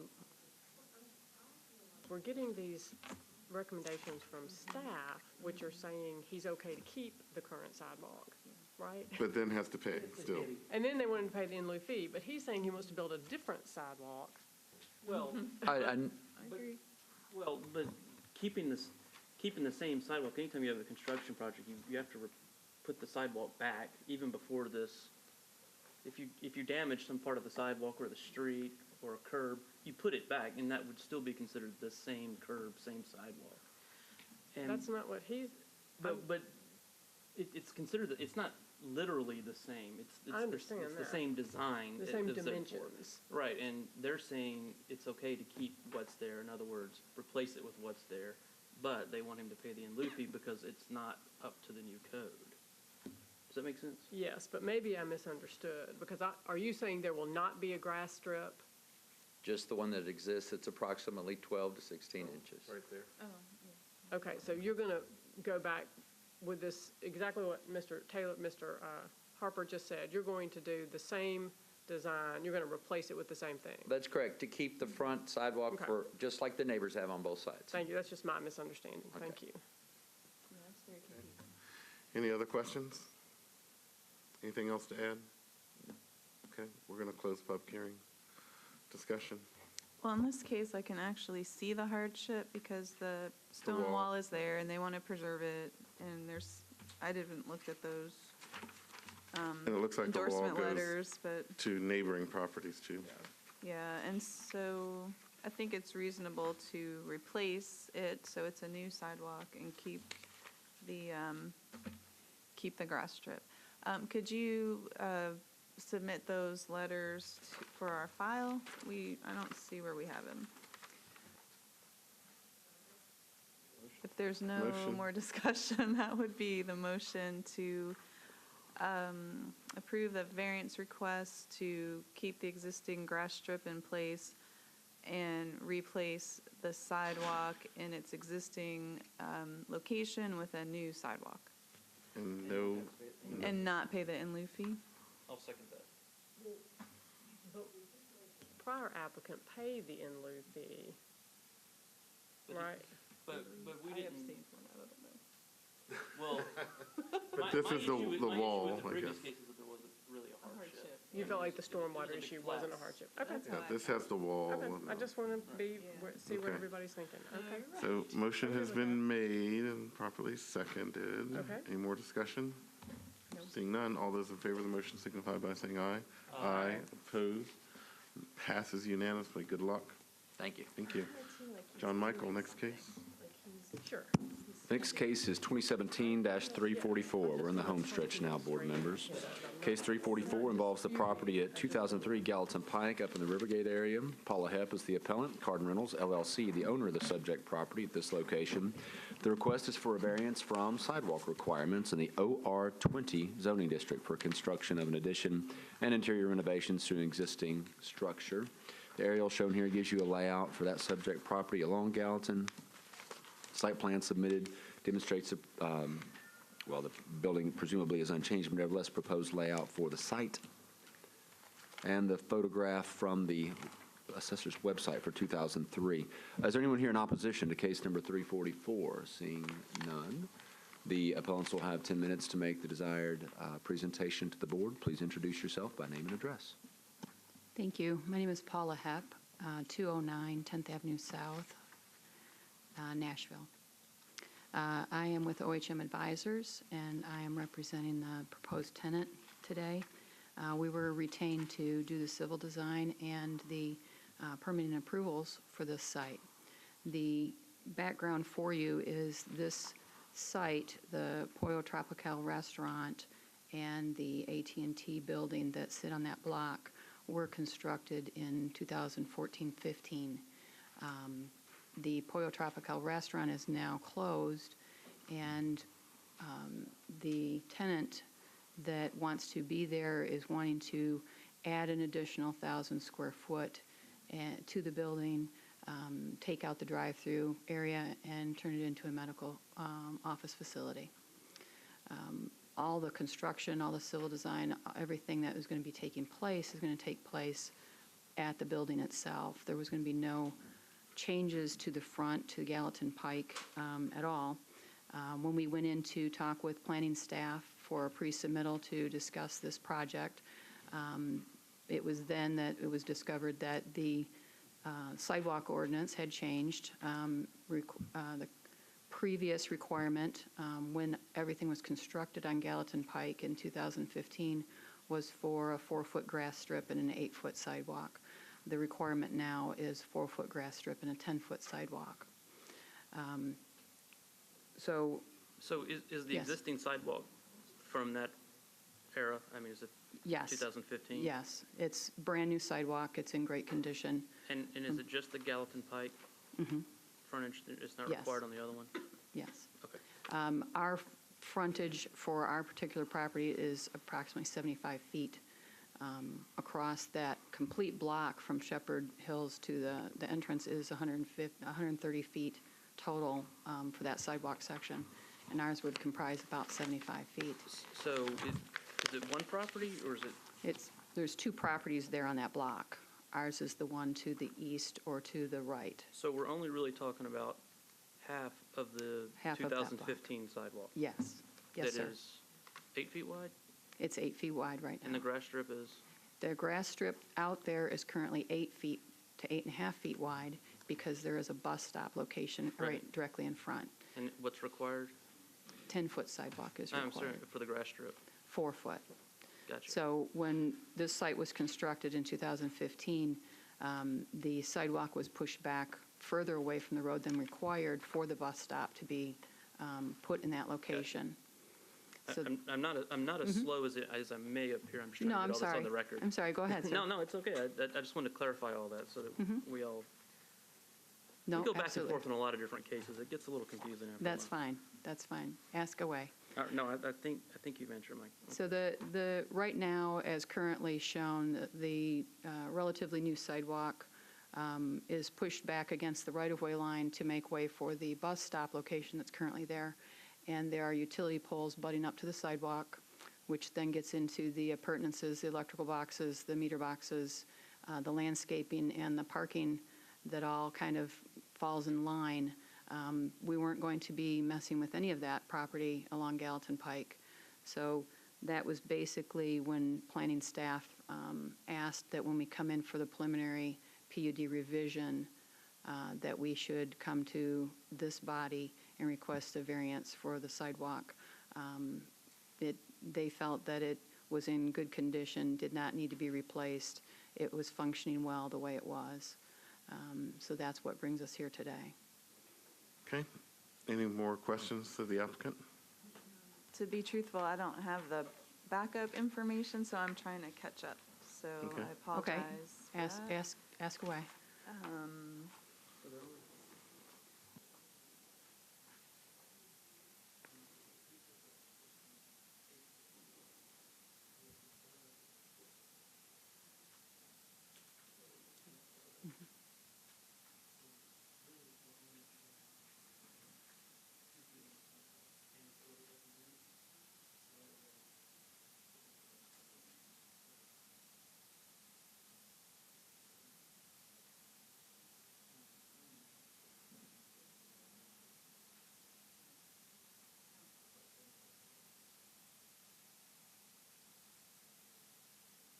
I'm sorry, did you say like 75 feet?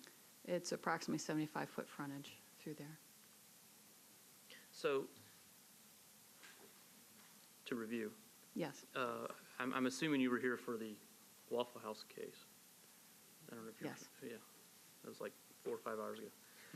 exactly. So you're in a situation where if you added the 2 feet to the back of the sidewalk, you would then have to grant an easement or dedicate the right-of-way because you're already up against the right-of-way? Well, number one, just adding 2 feet typically is not what Public Works wants. We would have to Sure, rip out. I get that. We'd have to take out the brand-new sidewalk Right. and then add the 10 feet. But right now, there are 3 utility poles butted up to the sidewalk as it currently is because we had to push the sidewalk back for Right. the bus stop location. So that coupled with the landscaping that's already there that meets code requirement that wasn't going to be replaced or messed with, and all the other electrical and utilities in the parking lot, that just becomes a domino effect of having to move back and having to do all the additional work that Right. wasn't necessary at the time.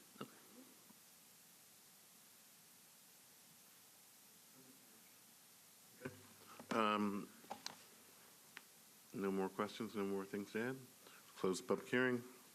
So Discussion. I'll put this out here. I think it's a lot like the Waffle House case, and I don't think it makes sense. I mean, it's 2 years or less, or give or take. Very new So- sidewalks, And it is literally only off Bus stop. by 2 feet. parking nearby.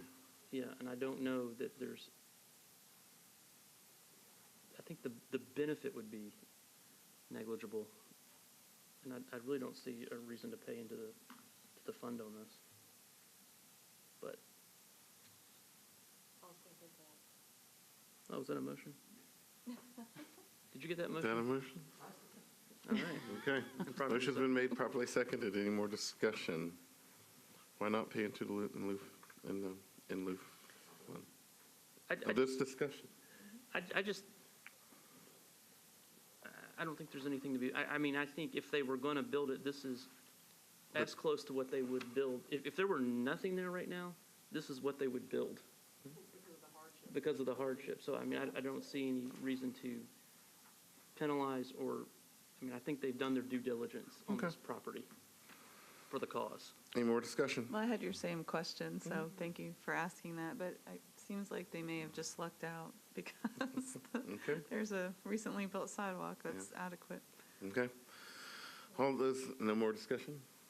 All those in favor of the motion signify by saying aye. Aye. Opposed? Passes unanimously. Good Thank luck. you. Thank you very Thank you much. for being here. John Michael, last case. The single best case of the night, Mr. Chairman, the last case. Case 2017, number 345, involves the property at 1200 Katy Please come Avenue. forward. Andrew Beasley is the appellant and owner of the property at this address. The request is for a variance from the permitted number of stories in the RS5 district for construction of a single-family residence. Referred to the board under 1712-060 subsection B. The aerial here before construction shows the subject property at the intersection. Site plan originally submitted shows the proposed layout for the structure within that oddly shaped lot. From my recent site visit, you see in the upper left-hand corner of the view across the street, catty corner at the intersection, and in the lower right-hand corner of the structure as presently constructed. Then the views up and down the street there in this slide. Mr. Chairman, it's rare that we have a request for a variance from the permitted number of floors. As you know, the occasions where we do, it actually turns on, as is the case here, and although I'll be quick to let the appellants describe their own case, just by way of preview, an exposed basement, somewhat taller than some other exposed basements, such that it meets the Metro Code's definition for an actual story, hence the fourth story. This is not, in fact, 4 stories worth of bedrooms, living rooms, kitchens, etc., but nevertheless does meet our description this way, hence the appeal to the Board of Zoning Appeals for a project well into its construction phase. So, for the appellants, if you would introduce yourselves by name and address, make the desired presentation to the board. Oh, please press the button so we can hear you. Speak. Okay, good. I'm Evelina Cheadle, a member of the Nashville Bar Association. My address is 818 Woodland Street. I work with Andrew Beasley. And I'm here more just to help him explain how he sort of got, I think, the original contractor, for some reason, had no clue about the actual structure and submitted something fraudulent, and it got a little overblown. He's going to explain to you, and he's gotten a new contractor now, and the designer is here, who's designed several homes in this area. Submitted something fraudulent? Well, because apparently the original square foot permit he got was maybe a third of what really this. And so, correct. So apparently maybe we have no clue what he was thinking to shave off $500 maybe on a permit. Gotcha. Yeah, But he's so out of the picture. he is definitely out of the picture. Or as my Vanderbilt Law School property professor used to say about people who fled jurisdiction, see you in Rio. That's right. Totally gone. Well, and we've learned a lot subsequent to that as far as his reputation, I think, with the Department Okay, of so Codes. now how are we going to fix this?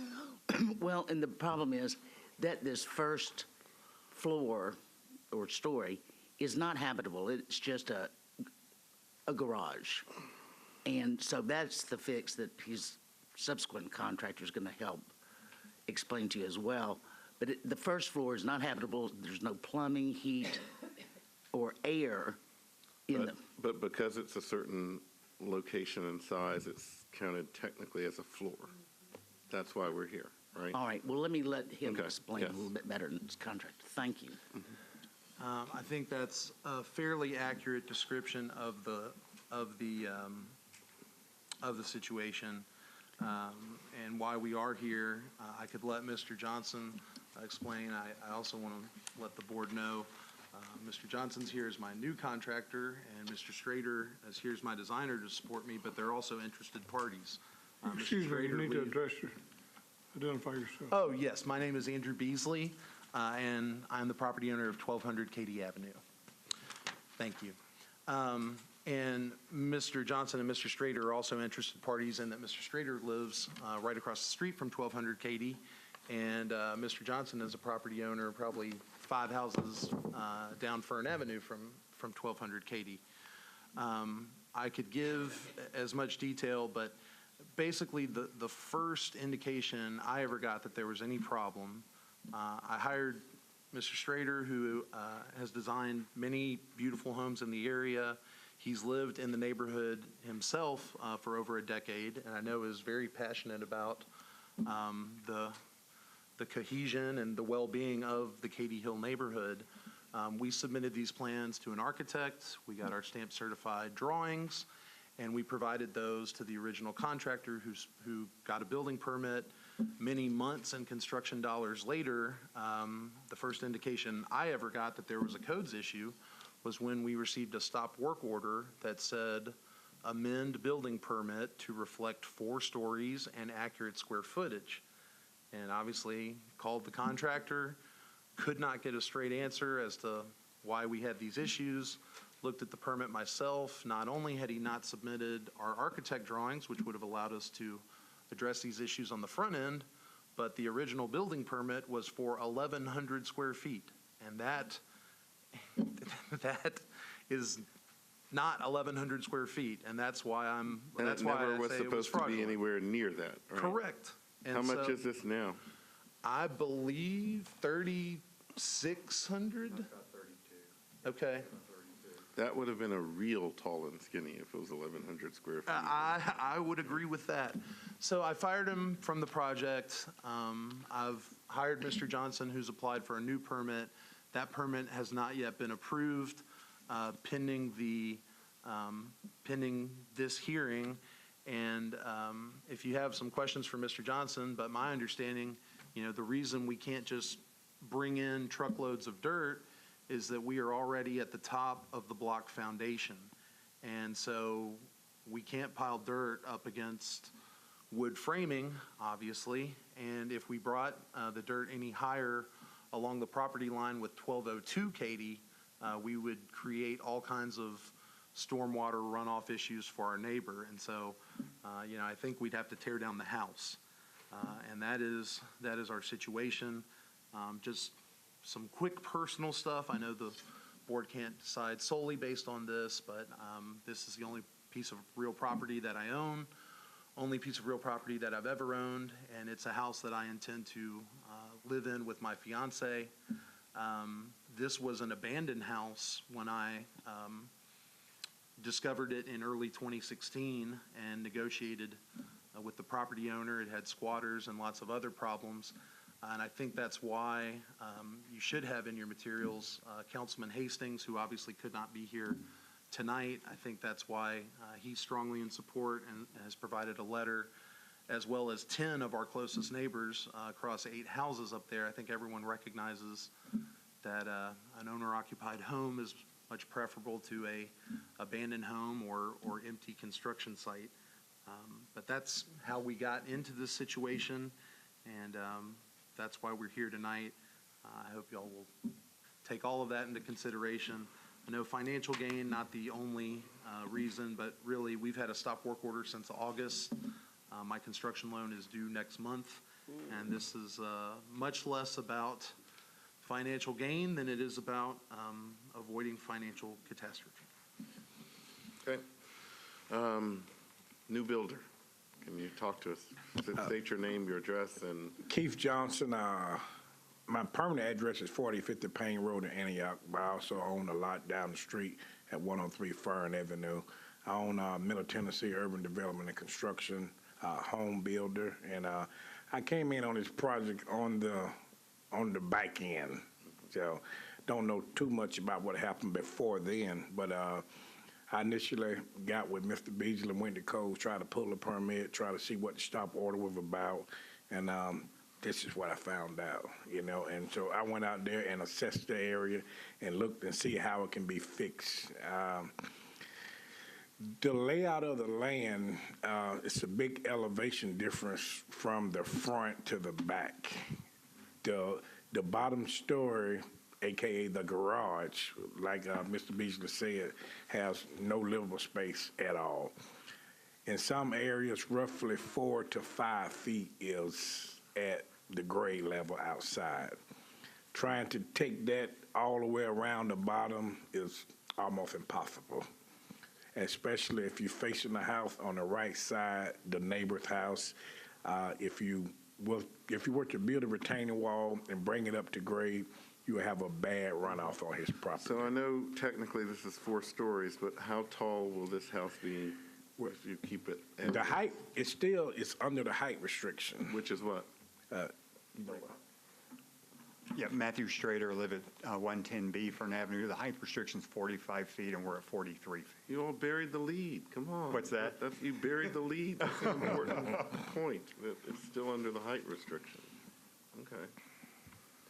Any questions of the applicant? Do you all have anything else to add? Okay. we will close the public hearing. So, first contractor didn't follow what he submitted to Metro and buy a lot and built basically a 4-story house by our rules, and then it's no longer around. So the homeowner has to kind of get this fixed, has bought somebody in, and it is still under the 45-foot height requirement, which I think that's an important point to raise. And as they also said, the so-called basement, maybe first floor according to Metro, is just garage space and not livable space at all. So we haven't had one of these, and I'm not sure when, but. You mean just regular zoning question? Yes. Yes, a regular zoning case, but I think I would like to move that we approve the variance to allow the 4 stories of this so they could complete the construction of this single-family residence, and being the hardship being that the front part and the rock, which is, I think, why the initial garage was built a little bit above grade. Okay. Motion's been made and properly seconded. Any discussion? Seeing none. Well, I'll agree Yes. with you that the 45 feet, the fact that they did not exceed that height is a key. Because I think that's the real spirit of the law, that, you know, how many stories, they just don't want you to go super tall house. So all those in favor of the motion signify by saying aye. Aye. Opposed? Passes unanimously. Good luck. Get it done. And thank you for waiting to the end of our BZA case. And we are finished. Thank you. Thank you.